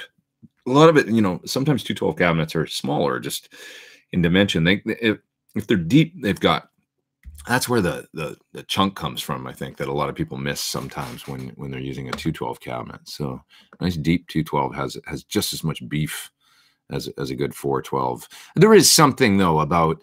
I always remember my friend Al, who's a very smart guy. He's a great sound guy, and he mixes the band 3 Days Grace now, Canadian rock band. But he mentioned years ago that with an old Marshall, the thing is that you can run the bass on 0 with a 412 because the bass happens in the cabinet. And I think there was a lot of truth to that. Like, there's this thing, something with the speakers coupling and the volume of the cabinet that would create this low end. And it was a cool kind of low end. Then you could turn the bass down in the amp, which would keep it tighter. That's something that does happen in a 412. It's much like a 810 SVT cabinet. It doesn't, like a 410 SVT cabinet just doesn't quite have what an 810 does, which is the sound of the cabinet itself sort of coupling and creating a thing with this, and it's just like the sheer volume of the, and I don't mean sound volume, I mean like size of the interior of the cabinet and the way they couple the 4 speakers and create this really cool low end. Gordon's up in the top chat and he says, hey Pete, any tips on dialing in the Helix placator? I remember you saying that's what you use on your backup rig. It sounds great. That's the and have a cider on me. Thank you, Gordon. I appreciate that. I wish I could find some good. It's really hard for me these days, especially I moved recently, and I haven't been able to find a place that has a nice cider. A good English pub is just like it's a no-brainer, and I gotta find that place that's got a true bitter kind of not too sweet cider. But anyway, placator. Run the bass on about 5 or 4, something like that. Start there. Treble, and the way it comes up in the plug-in, the treble and either that or the presence is kind of back on like 3. You need to run it up more like at 6. So turn that stuff up to 5. Turn the treble and the presence up to 5 or 6 and experiment. Turn the fat off because I think it comes on with the fat switch on. So turn that off especially if you're using humbuckers and high gain. You don't need that. Works. Fat switch is nice for single coils though, lower gain, and then you're in good shape. And also it's dependent on the IR you use. You want a great sound, run the Celestion Greenback all 412 mix IR and run it with that. And then tell me it's not awesome. It's a great modeled option. It really does sound good. So one of my favorite high gain modeler amp sounds. It's pretty killer. Somebody else is up in the top chat. It's Mark. What's up, Mark? He says, I accidentally mismatched my effects loop cables. Noticed it when I didn't get a guitar sound, heard static, and fix it. Do you think this damaged the amp? No. I do that all the time. Why can't I hear it? Oh, because I put the send and return backwards. No, you're fine. You didn't hurt anything. Don't worry, my friend. Thanks for doing the top chat. I do appreciate it. Let's see. Paul is in the regular chat, and he says, hi. Hi, Paul. More Guitar says, hey, I just got some reading glasses because I'm old, and I'm going to try them. What do you guys think? How do these look? They don't look too bad. The drugstore specials. Oh, my God, I can see so much better. I'm not going to do this all the time, but I'm going to try them right now. More guitars. Pete, just put an HX Stomp on the board, replacing about 5 pedals. Still use a tube amp for gigs. And now I have a backup modeler in case the amp goes down. HX straight to the board. Yeah, so I talked about that last week. Like I figured out that if I get an HX Stomp and I was to put it and either replace one of my H9s or maybe the Boss DD500 with the HX Stomp, I can have a full modeling rig on my pedal board. Great backup if the amps go down, So I think I want to do that. And you reminded me I got to talk to Line 6 about that because I want to do that. It totally makes sense. And I love the Boss DD500. Nothing against Boss; it's been a great delay. But I love the delays in the Helix stuff. I use the vintage digital and the tape one, and I can get a great delay sound out of that. It'll totally do the job for me. So I think I might try and go that route. Do you ever use MIDI clock to sync your time-based effects on your board to a song's tempo? Says Elric, I think is your name. Example, delay and a tremolo. If so, do you use a dedicated clock unit? I have not done that. I fully intended on doing that if I ever played with Chris Cornell again, because there were songs like Gasoline or Like a Stone, you know, when it had these time tremolos and stuff. And what I wanted to do was either, you know, play to a click and have the tremolo time to MIDI clock, or have there's the Boss Slicer, and I wanted to try those types of things with that. So if I ever do another gig where I need to do that, I'm going to do the Slicer, I think. And I don't know if there's a way you can do it like timed off the hi-hat or what, but MIDI clock. Yeah, I would probably, you know, the problem is trying to get a drummer to deal with that too. But anyway, Kurt LeBlanc says, absolutely killer pedal demo with Kurt doing the funky Bootsy Collins imitations. Please tell us about it. So Kurt came up with that track. He played, you heard the drum sounds, which are great. He's got his drums set up in the foyer of his house. And that's how he tracks drums at home. Anyway, he gets some great drum sounds. So he came up with that drum part, and then, you know, came over and played bass. And he had the thing all worked out, his parts and stuff like that. And then I just made up guitar parts on top of his thing. So the pedal itself, what's neat about this, I did a video of it yesterday. This is the bass version, I think, right here, but there's bass and guitar versions of the Grease Juicer. It's an envelope follower and fuzz. Unique about it is that I guess for the Bootsy kind of sound, what he did, and he somehow hooked up his rig like this back then in the day, and it worked great, was with an envelope follower, because of course it follows your pick attack, right? So if you pick harder, the envelope's going to open up, and if you pick less, wow. The harder you pick. You like my sound that I was doing there? So basically, you can't interrupt that. But what Bootsy liked to do was run the fuzz in front of the envelope follower, because it's a different sound than running it after. It's a very aggressive and cool sound. But the problem is that if you put a fuzz in front of an envelope follower, you've now disrupted that connection to your attack, because of course it's square waving. The fuzz is going to create a flat kind of signal going into that envelope follower, and it's going to kind of screw with the attack and all that. It's not going to work, right? So what Bootsy figured out how to do evidently was sidechain somehow, so that the envelope follower was still seeing the direct signal out of the bass, and it was responding to that. But what you would hear is the fuzz in front of the envelope follower. So what this pedal has is that you run it's got a fuzz feeding into an envelope follower for the sound, but somehow there's a side chain in it, so that what the envelope follower is seeing is still your direct sound, not the fuzz. So I hope that makes sense. So you're getting the best of both those, where it's all in one pedal, and it just sounds killer. It's super fun and funky and aggressive, and, you know, it's just great. Somebody's up in the top chat there. Hey, Pete, love your show. Torn between the Boss DD500 and Source Audio Nemesis. What do I think? Both great, different. You know, the Source Audio has its own kind of unique, you know, if you want to edit, like deep edit, it's got its own, you know, editor and stuff like that. I guess the Boss is great for more like typical stuff, and then the Source Audios, if you want to get a little deeper and do some more spacey kind of stuff, you can get in. They make, you know, neat sort of interface. You plug it in via, I guess it's just USB, as I remember, and use their editor and stuff, and then you can do some neat things. Although the Source Audio works great with the sounds that it comes with. You know, you don't have to get into all that stuff, but I would think if you're getting the Source Audio Nemesis, you're going to want to try and mess around with some of that stuff. So they're going to appeal to different people. The DD500, you know, my buddy Dave Friedman, he loves it because he thinks the SDE 3000 delays that are in it are really great, and they sound great in the effects loop of an amp.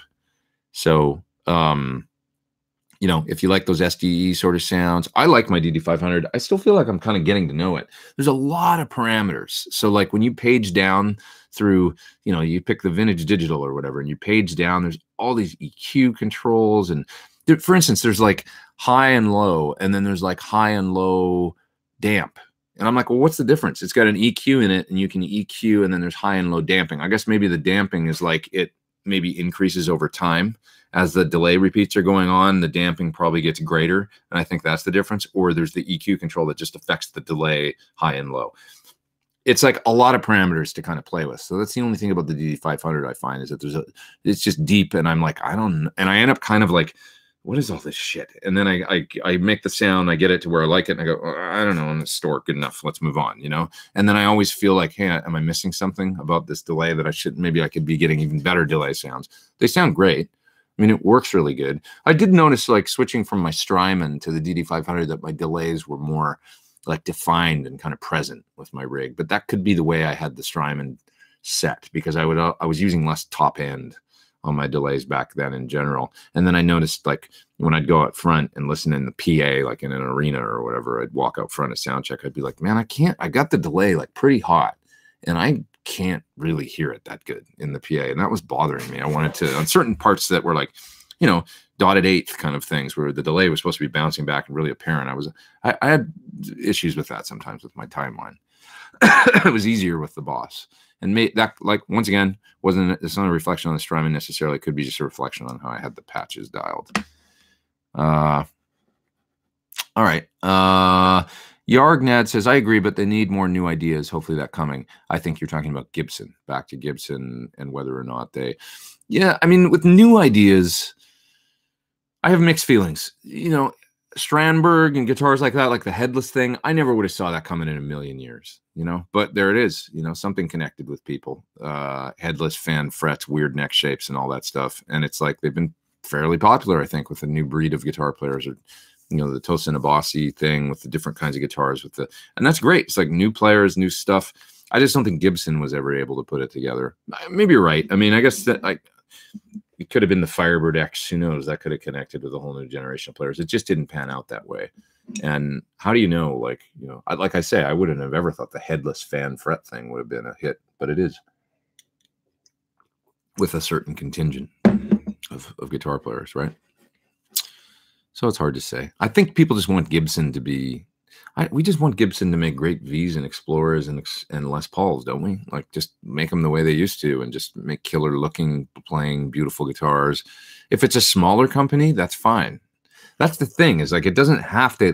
We've made this point over and over again, like Tim Pierce and I and stuff, but it doesn't have to be this growth industry that continues. I'd rather have a smaller Gibson that just makes beautiful guitars, that makes the, you know, super high quality stuff.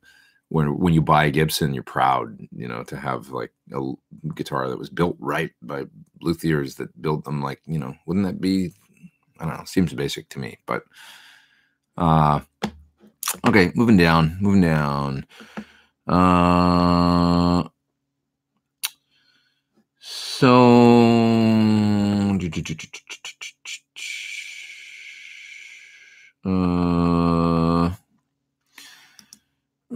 I got to do a small amount of moderation. Sorry, just one sec. Why is it not letting me do it? Why is it not letting me? No, that sucks. I got an asshole in the chat, but for some reason it's not working. Anyway, I'm not gonna worry about it. I guess I just don't get the point of 50 different current Les Paul models, or Strats for that matter, says Yargnet. I totally agree with you, dude, on that point. We are in agreement. It's too many, right? Like, back in the day, there just used to be one Les Paul. Well, there was a custom and a standard. Or they didn't even call it a standard. They just called it the Les Paul and the Les Paul custom, and then the juniors, and that was it. I think that's why I say smaller company that just makes great guitars, you know, 1 or 2 or 3 of each model, and that's it. I would love that. And that's all I think that Gibson should be, you know.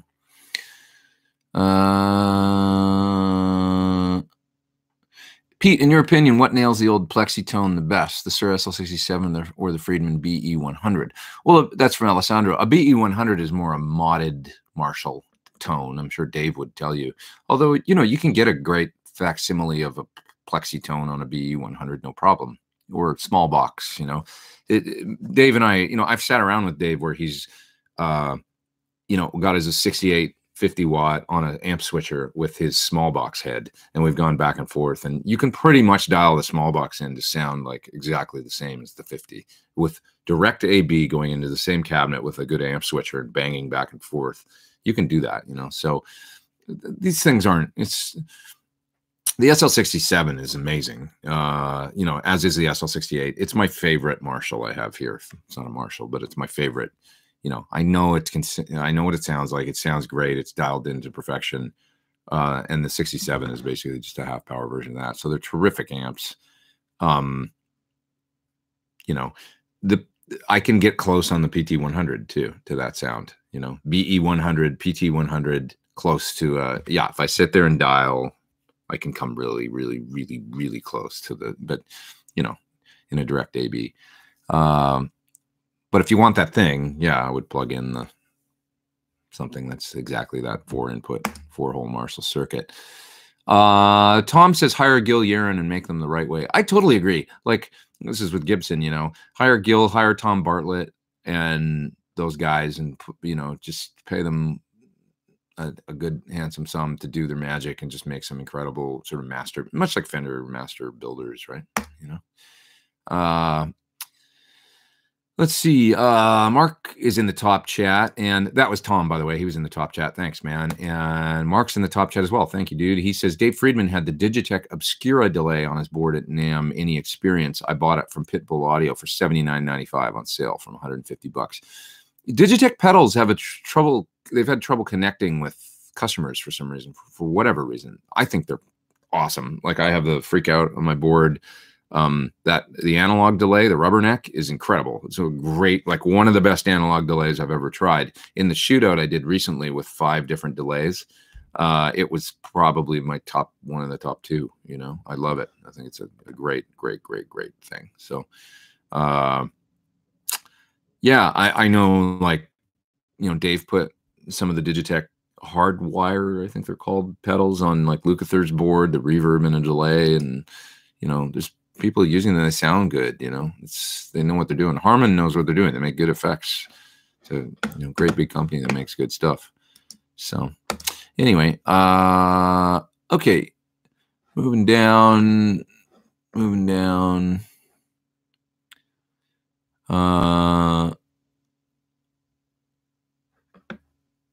B.A. Mozzie says, I actually thought the HP circuit on Gibson's was very innovative. I don't know what that is. HP circuit, I'm not sure, sorry. And gave the Les Paul a lot of versatility in a single instrument. Sorry, I wish I knew what that was.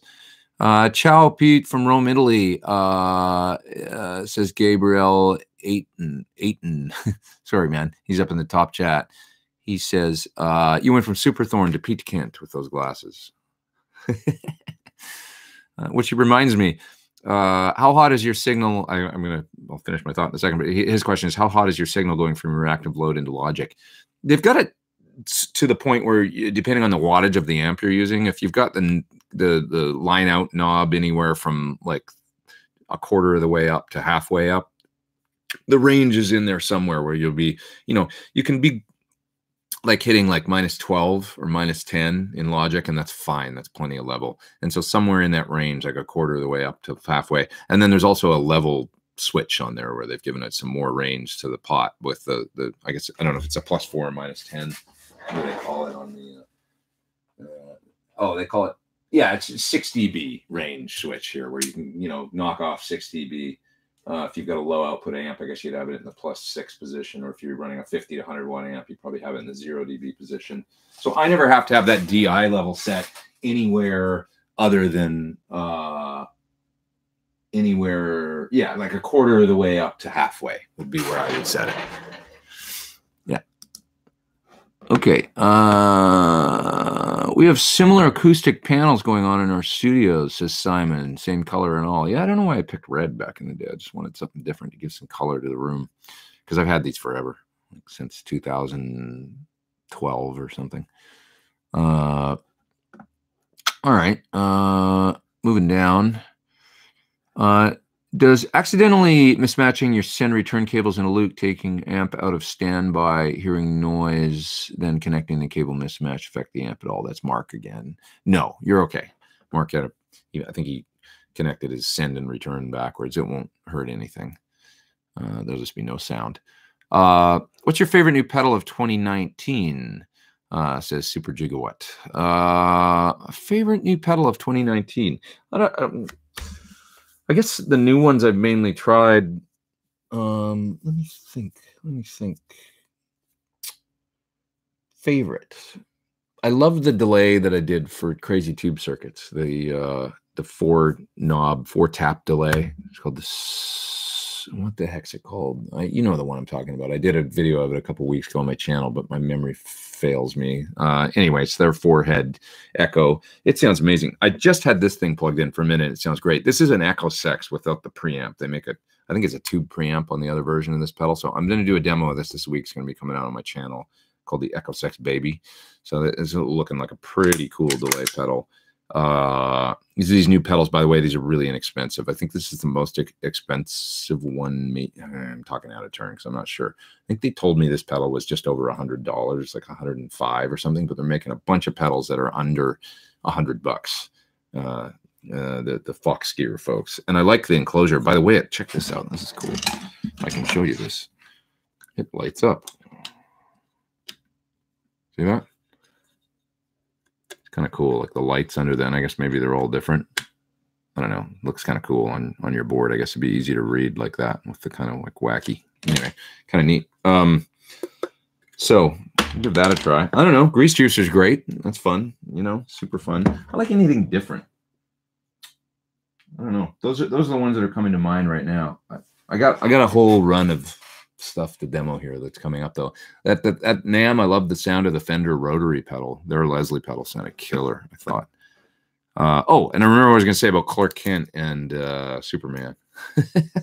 I wrote an article once in Premier Guitar about how being a sideman is about developing your inner sort of Clark Kent and Superman personalities, because you have to go toe-to-toe with rock stars on stage, and they expect you to kind of step up to the plate and deliver. Like when they want you to walk out at the end of the ramp and play a solo, you got to kill it, you know, as though you were like, you have to be as confident as they are, but you don't get to live in that confident persona all the time like they do. Like when you're, you know, a rock star, you get to constantly be, when you're the boss, you get to be like, you're on all the time, which I guess could be exhausting, but you can't be that kind of swagger that you need to like be in an arena and deliver like a crazy rock guitar solo or whatever. You can't have that going as a sideman, because you're not the boss when you're off stage. You almost need, it's like so anyway, this is one of the things I'm going to talk about a little bit when I do my coming up. I think I'm going to call it like, so you want to be a pro musician. Like that's going to be my name for I'm going to make a series of videos all about, you know, my tips on how to be a professional musician, not have a day job, you know, how to if you want to have a career in music, some of the things I've learned, some of the things I think that are important that you need to take into consideration. One of the things will be about developing I'm going to borrow from some of my Premier Guitar articles because I've written a lot about this subject already, but one of the things will be about developing your inner Clark Kent and, you know, being stupid, but the Superman thing, you know, basically I feel like that's what it is. Like you got to turn on your, you know, when you got to get out there on stage and be confident, deliver, you have to be as confident as they are. They want you to go out there. They want to see that you're like, you know, when you're on stage with them, that you got that confidence and that you can deliver, but you don't get to live in the persona all the time like they do. It's just not part of the job. Is then when you get off stage, you got to defer it. They're your boss, and you got to tone it down a little bit. So anyway, Peter Evans says, as always, the best place to spend a Sunday. Many thanks, Pete. He's up in the top chat. Thank you, Peter. I really appreciate that. Too kind, man. Thanks for being here. Steven says, hi, Pete. He's up in the top chat. Steven Mersado, thanks for doing the top chat. You guys are amazing. He says, what reasonably priced power amp would you recommend for an HX Stomp utilizing only amp blocks going into a 212 EVH cabinet? Excuse me. I would probably try something like a Matrix, ideally, which are light and one rack space and really nice. They sound good to me. I think that they're great powers. But if you want to try something else, there's all these new options like a Seymour Duncan power stage. You know, they're more pedal sized. I would probably be inclined to go that way, actually. Like maybe the Duncan. There's some different ones available now. You know, the cheapest is probably those Electro Harmonics ones, the Magnum 44 or the 22. You could try those too.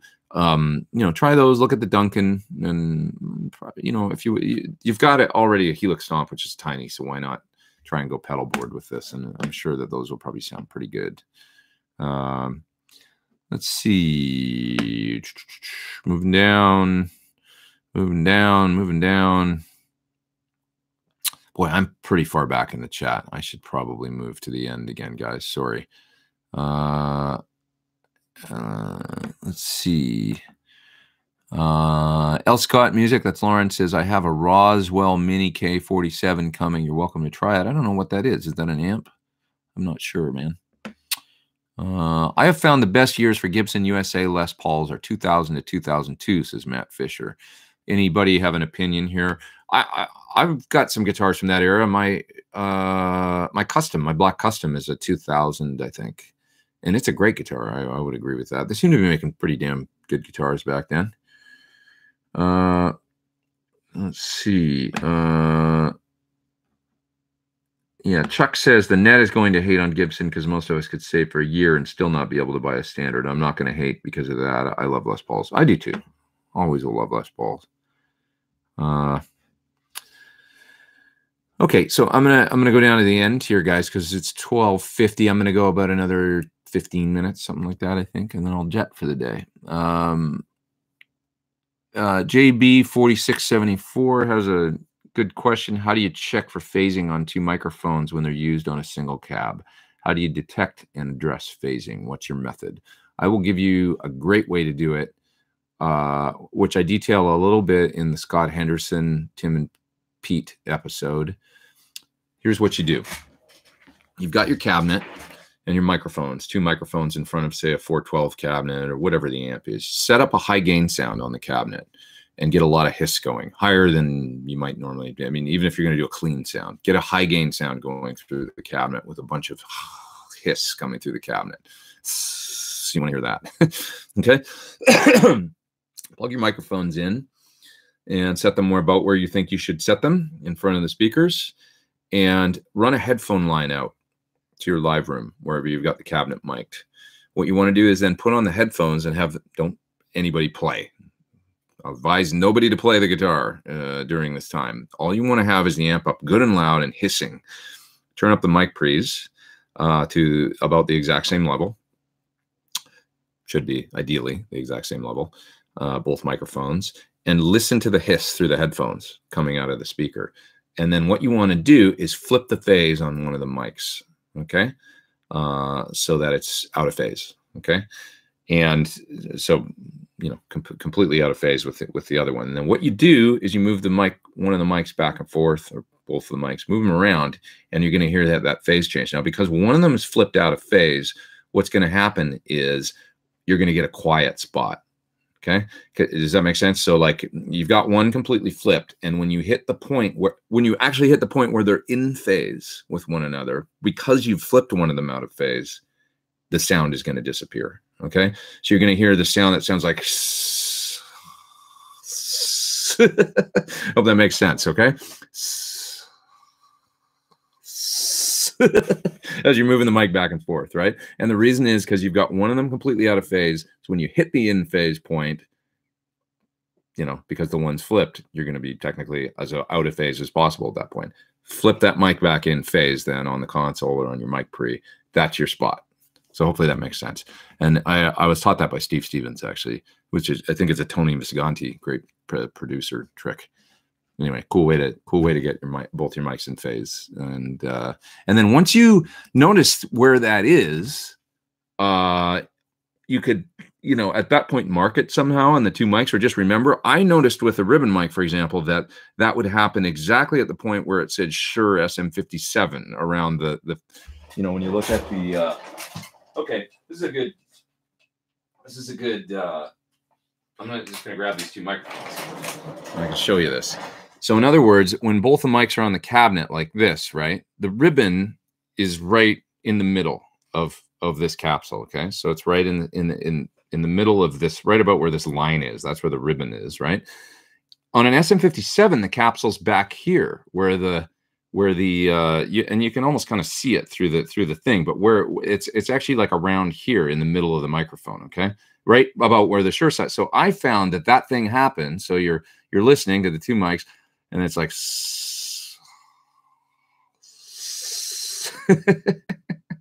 right, like that, right? So you want to put with this particular microphone right about where the printing is on the, and then both capsules are aligned like that. So it looks like the 57 is actually a little closer to the cabinet.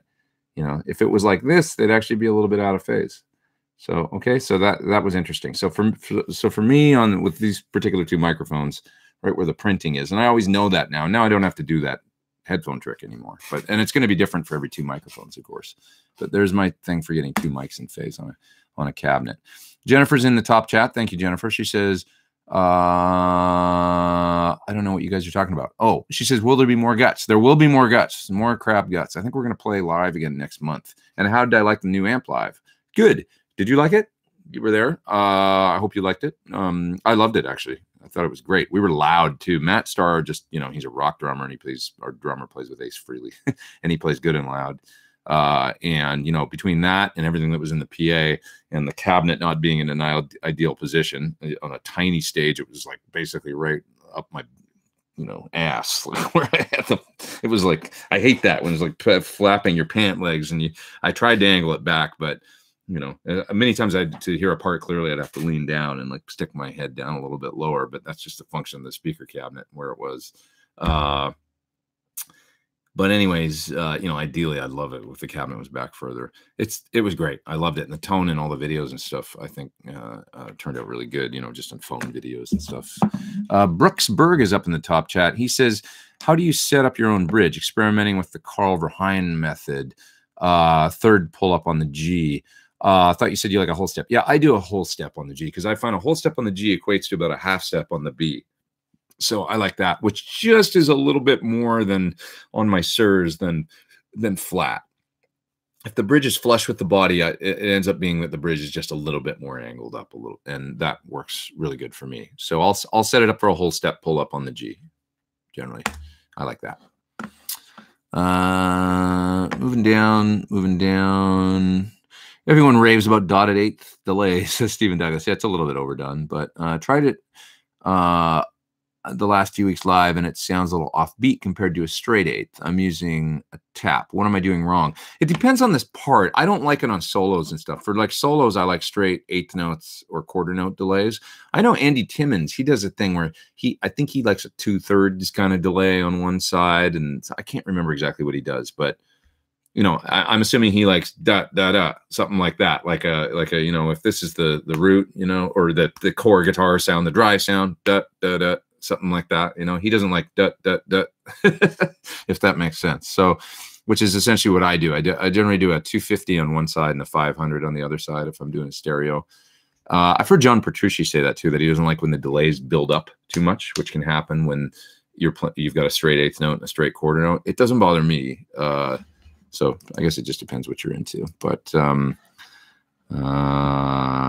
dotted eighths to me works well for specific, you know, if you want that edge thing, you know, and you want that bouncing around timed delay thing. But on a solo or something where it's just ambient delay, I wouldn't do that.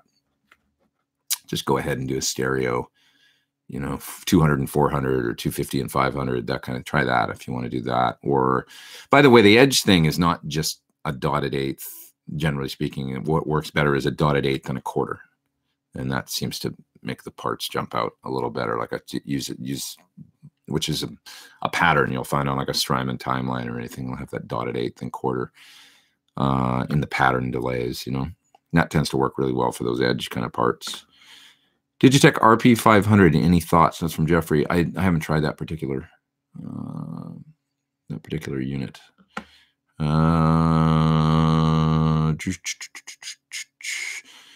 Jordan says, hey, Pete, was wondering how you get such clear and heavy recordings from distorted amps. It's a function of the amps that I use, you know, trying to not have too much bass going through the preamp. And then when you're EQing stuff in the mix, watch out from like 180 or 190 hertz through like 250. You can generally do a little dip there. Too much buildup in those frequencies. You can just cut 2, 3, 4 dB in that range. 190, tends to be a big buildup in there. And if you do a stereo pair and then a guitar up, you know, it's just like a lot of that kind of 190, 250 range. Just EQ your tracks a little bit, and that'll help.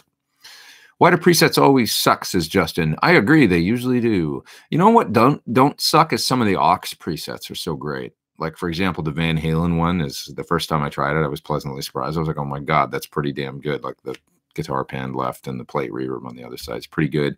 The AC30 Honkin' Silvers preset in the aux.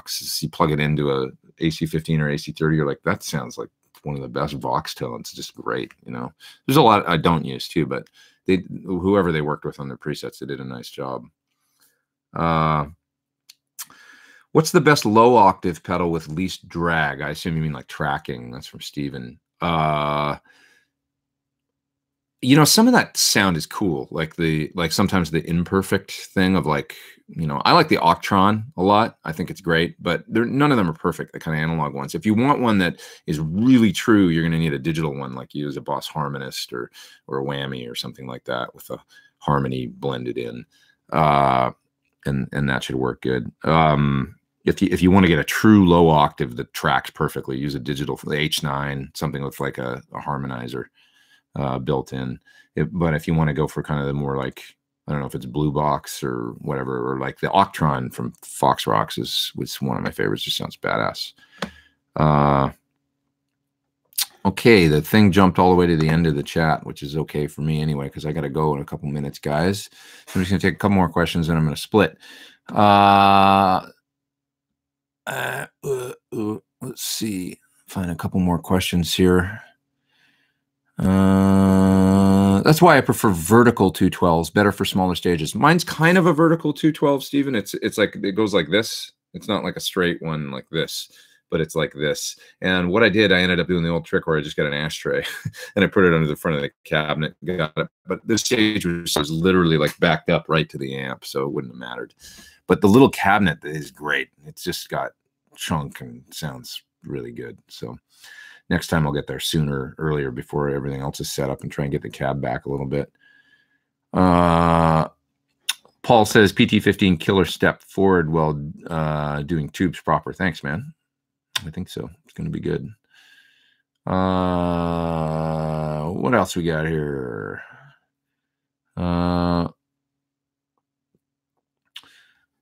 Jennifer says she thought the amp sounded great at the gig. She was there. Thanks, Jennifer. And David says you could also run white noise through the cab to find in-phase point. Yeah, white noise will work fine. I was just saying a gainy sound. This is where we were talking a few minutes ago about how to get the two mics in phase. A gainy sound is just kind of you need hiss coming through the cabinet, and you just listen when you move the mic back and forth for the hiss to disappear.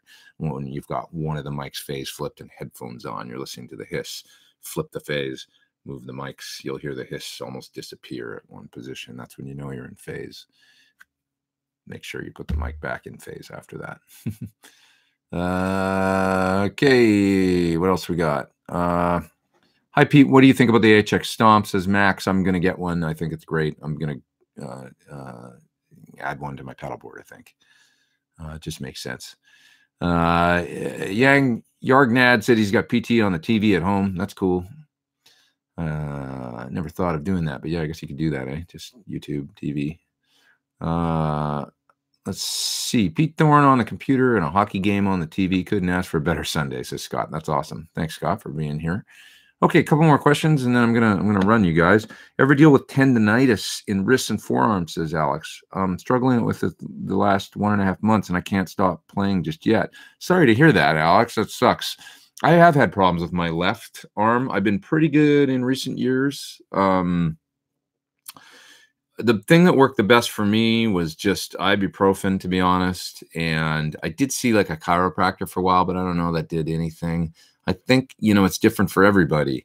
And maybe there's new advancements with tendonitis and stuff, but just using some ibuprofen,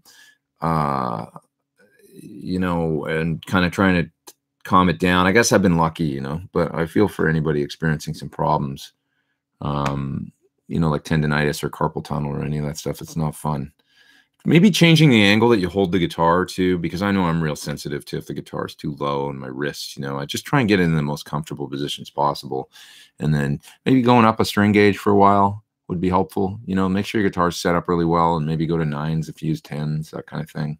Just be easy on yourself. I know the guitar player in great band for the 90s called Dada, that killer guitar player. I can't remember his name, but he had a lot of problems. He had to go to 8s. You know, he went to 8s and just played. You know, he was very careful with his You know, you might have to, your tone might suffer a little bit, but you got to keep playing, right? So make it easy on yourself, and make sure you're not doing anything too strenuous, or, you know. Let's see here. Air Bloom Amplifier said Kenny Fisher said he could hear which tubes were, I guess, in the amp just by listening to the hiss when burning in. Ken Fisher was a, you know, the Trainwreck amps fame, great designer, and I have a Concorde right there that he can't see it, but it's over there. There it is, the corner of it. Great amp. One of the last amps he designed before he passed away, for Comet amps. Pete, will you do, Robert says, I guess he's talking about my cabinet with the Neo creambacks. You know, we decided we would go with a greenback and V30 in the new cabinet. It just, we tried a ton of different speakers and kept switching them out in 4 different cabinets that we had. And the best sounding one that kind of seemed to have it all was the greenback and V30. So we're just going to go that way. And the cabinet's light enough that it didn't really make that much of a difference, actually, the Neos. Like, the weight difference wasn't that, you know. And it does sound good. The Neos sound good. There was a definite volume increase with the V30 and the greenback, which it was a good thing. Like, in a 100-watt amp, sometimes a slightly less efficient or quieter speaker can be a great thing, right? Because you want to tone, like, for example, the Heritage greenbacks can be great with a Plexi because they're a softer sounding greenback style speaker. And when you're running a loud ass amp into them, that 96 dB efficiency can, instead of a 98 dB, can really make a difference, cutting a little bit of the edge off the sound and making it a little bit more reasonable volume. But with a 15-watt amp, I was like, whoa, I'm sort of feeling the opposite. Like, you know, I want to get as much efficiency as possible out of the cabinet so that you make sure that you're loud enough on stage and stuff like that with a lower power amp. So. And we just like the tone better with that particular blend of speakers. Greenback sounded good. You know, a greenback and a H75 creamback, that sounded good. But the best was the V30 and the greenback with this particular amp. We all kind of felt that way, all the Sir folks and myself. Yeah, I actually got some photos from back then. I should post when we had all 4 cabinets set up with the head and we were testing all the different speakers and stuff. It was pretty fun that day. Listening. Yeah, I heard Jim Dunlop passed away this week. Preston says my thoughts go to Dunlop staff and family. Yeah, that's too bad. I heard he passed away. Definitely good thoughts to all those folks. Let's see. Pete, can you tell a big difference between the headphone out on your PT15 or listening to the PT100 amp? Plug-in on a UA with the headphone out? That's an interesting question. They did a great job on the plug-in. I mean, if anybody's got a UA set up, try the PT100 and let me know what you think. Brainworks killed it. I mean, it sounds great. You know, I think it's more just with the head. You're going to be able to get a great result with that plug-in and or the amp plugged in. With the head, of course, it's the versatility of then being able to take it to a gig and all that. If that, you know, it's having a physical amp that you can just reach out, turn the knob on, plug it into a cabinet if you want, or use it in that setup. You know, the plug-in's killer though. If all you were doing was playing at home, it's debatable. Like, well, why don't I just use the plug-in? It really is great. The plug-in they came up with is terrific. So, yeah. Well said on hand neck position, says Richard. Yeah, just be careful about the way if you got any tendonitis issues or carpal tunnel, you know, be really attentive to all that stuff. String gauge, guitar setup, the position that you play in, and don't. I've found when I've had problems that almost like I popped something in my hand once when I was doing this one certain maneuver stretch, and it bothered me then for like 4 months after that. You know, like you can do one wrong move and and the older you get, it seems to be worse, you know. So it's a good thing to be aware of. Just be good to yourself and take it easy on your hands. Okay. Going through all the way to the end, Lawrence says he had tendonitis or has tendonitis in his index finger from doing SRV bends. Yeah, heavy strings, and, you know, not everybody's built for it. I'm not like I was talking to my friend Yogi the other day. That dude is built for playing guitar. He's got kind of like Paul Gilbert. If anybody's ever seen his hands, they're big. Like, and Yogi's fingers, like if I put my hand up to his fingers are like that much longer than mine. You know, he's got another like centimeter on me on each. He's got these hands that are like made for playing guitar. You know, I think Jimi Hendrix was like that too. Like he just, you know, with the thumb around the neck and all. Some people just have that, you know, they're physically, you can just, you know, do things on the guitar that other people can't. You know, anyway.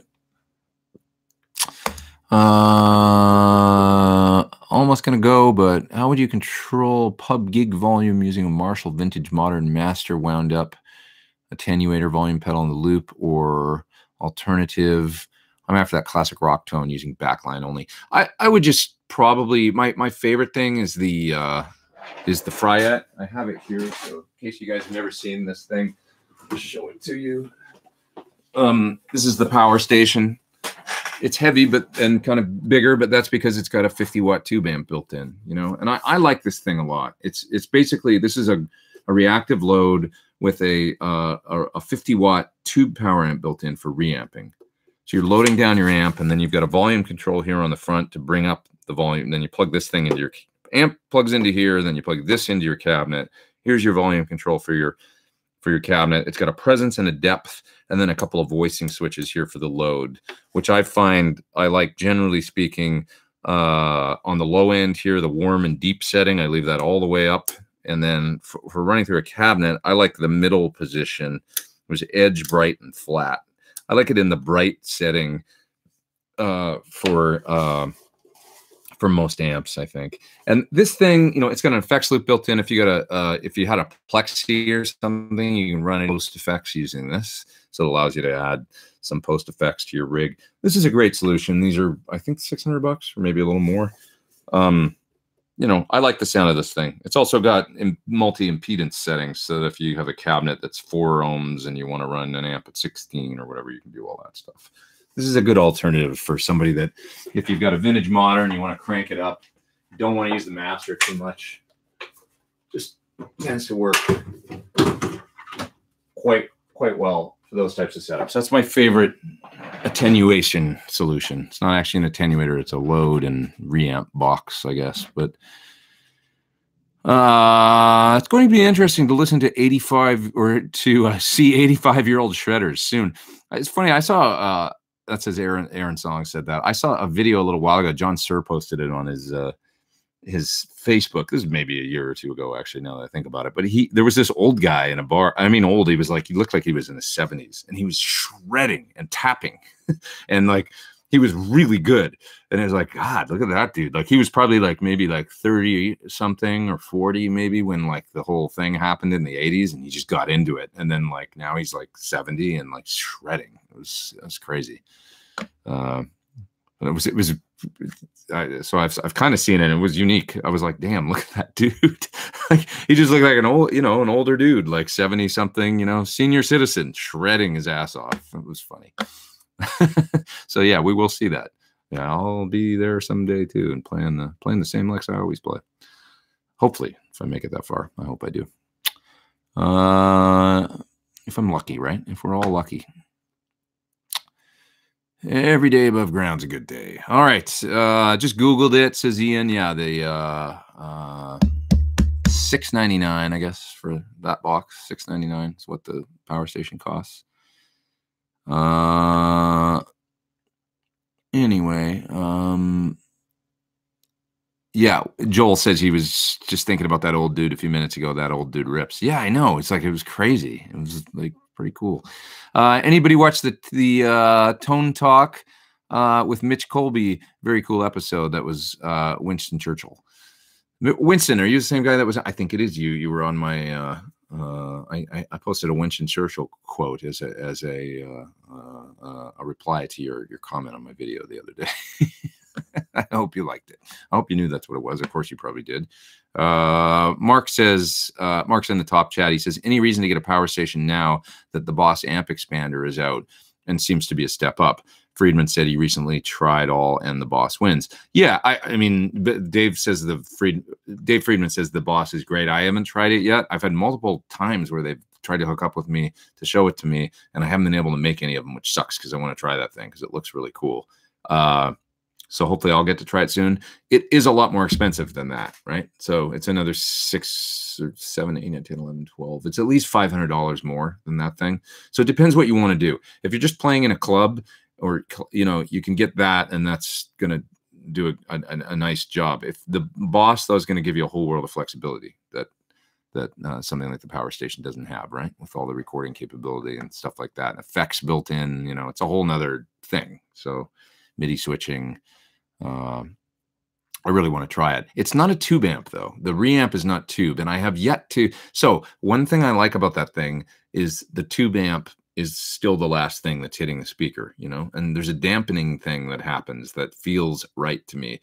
Dave's got great ears and he's heard the Boss, but it is a solid state or whatever is going on. Maybe it's Waza amp. Maybe they've got that figured out in their Waza world. You know what I mean? I still haven't tried a reamp with a solid state amp hitting the cabinet that I like as much as what I've heard out of that thing in the past. So, but maybe the Boss is it. Just got to try it. Tone Talk was awesome the other night, says Aaron.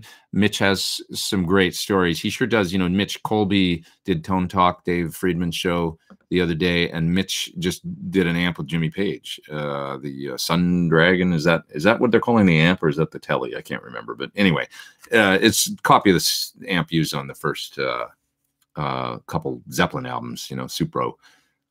And Mitch was able to get together with Jimmy and actually do the amp and design it. Go to his house and work with him on it and stuff. So, and I think he did the initial run of 50, I think, and sold them all at NAMM, and, you know, just knocked it out of the park. So that's cool. I really like Mitch. I don't know him well. I've only met him a few times, but he, you know, Park Amps. He's got the Park Amp name now, and he. No, you know, he's worked for Marshall for a long time, I think, and he's a great, you know, amp builder that's out there these days doing good things. So, yeah. Okay, so, Deer Creek Auto says, I claim to be the oldest YouTuber guitar hack. I've yet to see older with consistent video uploads. Yeah, that's funny. That's great. I mean, there can only be one, right? Who's the oldest guy doing YouTube videos? And maybe it is you. It's but I like the idea of, like, you know, of the you know, who's the, we always talk about the young ones. Who's the oldest? You know, like you see these kids blowing you away on YouTube. Who's the oldest? That's interesting to me too. Are most newer amp designs built around new production tubes, which means NOS tubes might not work as well in them? That's an interesting question.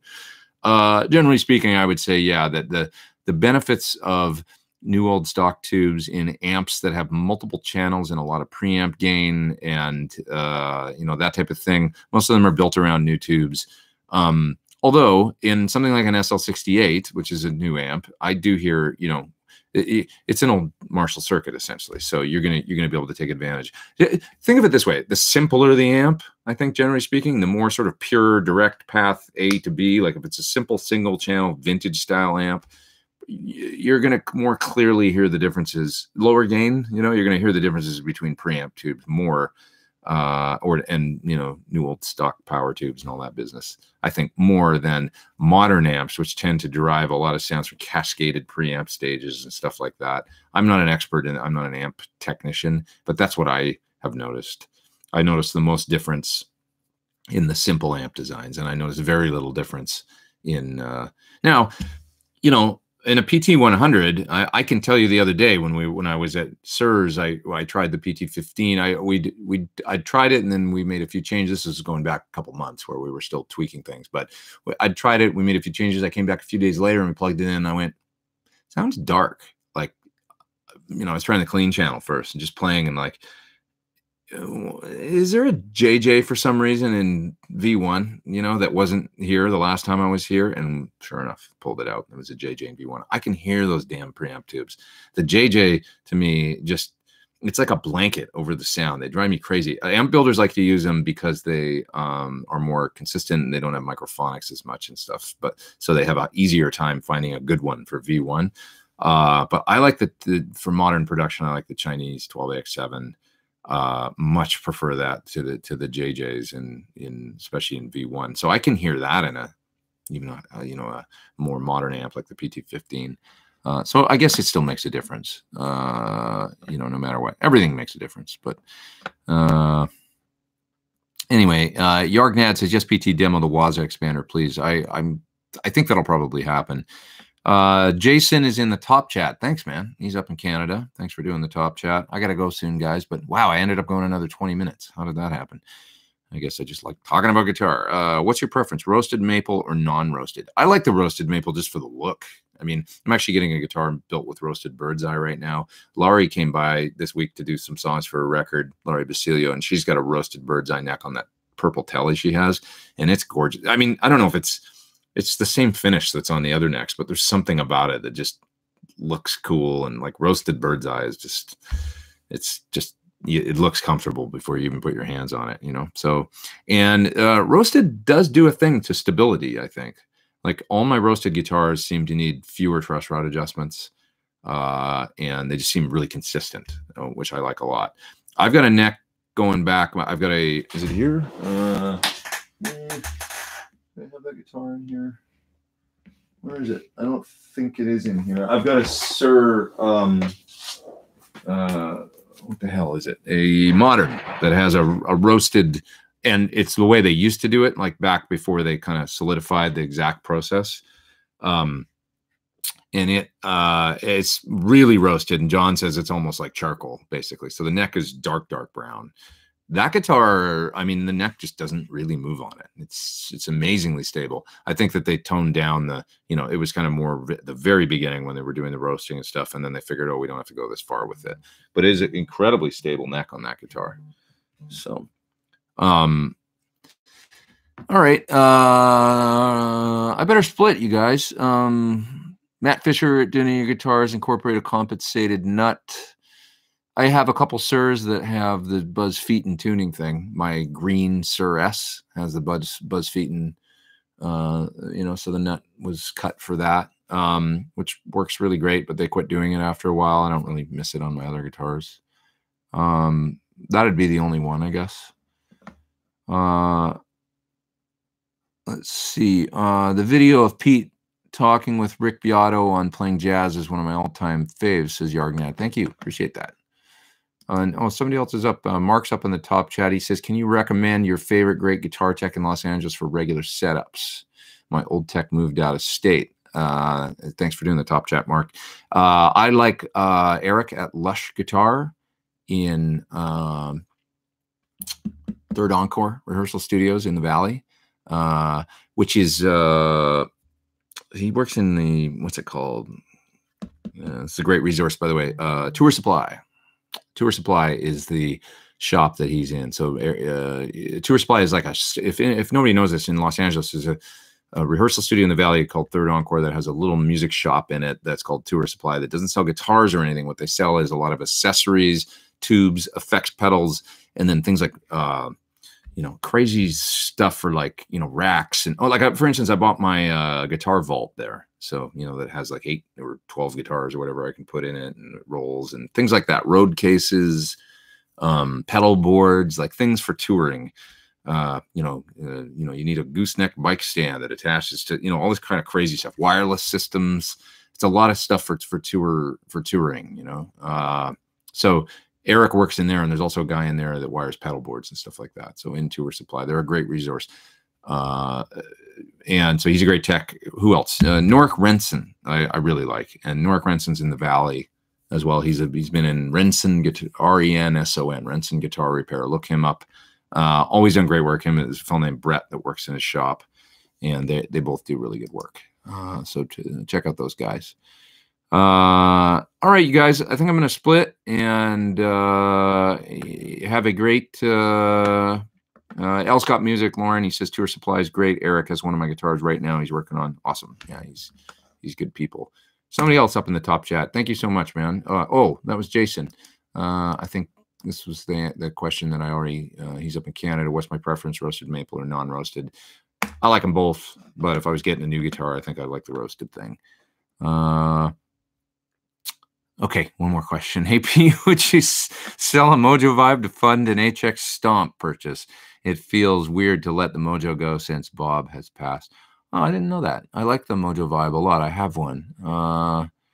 Mojo Vibe's a great vibe pedal, but you know, you got to get work done, and if you need an HX Stomp is a great thing, you know, to accomplish a whole bunch of different things. So if you're not using the vibe all the time, you know, I guess sell it, you know. But if it feels too sentimental to you for some reason, if you bought it directly from him or something, then I like to not sell things if I've got this. If there's anything gnawing at me about like, oh, I'm gonna miss this if I sell it for some sentimental, I always regret it later. So, you know, the worst was my 50s Les Paul that I sold to fund guitars that I needed, as well as a 59 J50, beautiful acoustic guitar, 59 J50. I sold that, and with the money, I bought a Taylor with a great pickup in it, and I bought a Lari guitar, which is also beautiful, and I still have. Still regret that. The Lari is hanging right back there. I think it is. Actually. Oh no, yeah, that's it. Is it? I think so. Where's my Martin? I think the Martin's upstairs. Anyway, yeah. My point, bought 2 acoustic guitars with the money that I got for selling one, and I still regret it. I should have kept the J50 just because it's a 50s Gibson, you know, itself, you know, it was a beautiful sounding guitar. So, okay, guys, I gotta split. Have a great rest of your day. Thanks for joining me. This was awesome today. I'm glad I finally got some cool, better lighting figured out. I think it looks better than in the past. And I will see you guys next Sunday. Let's hang. And I don't know, videos coming this week for this thing for sure. This little Echo Sex baby. This is a cool pedal. So I'll have that coming as well. I got a ton of other stuff to get to here. Rev pedals, the G4 distortion, a reverb pedal from Crazy Tube Circuits. I've got stuff from Two Notes here, all kinds of stuff over here I got to get to this week. So there'll be some guitar videos coming this week, as well as I'm committing to getting my first, you know, so you want to be a pro musician video done, and that's going to happen as well. Maybe I'll work on that a little bit later today. Okay, y'all, have a great week. Thanks so much for joining me. See ya.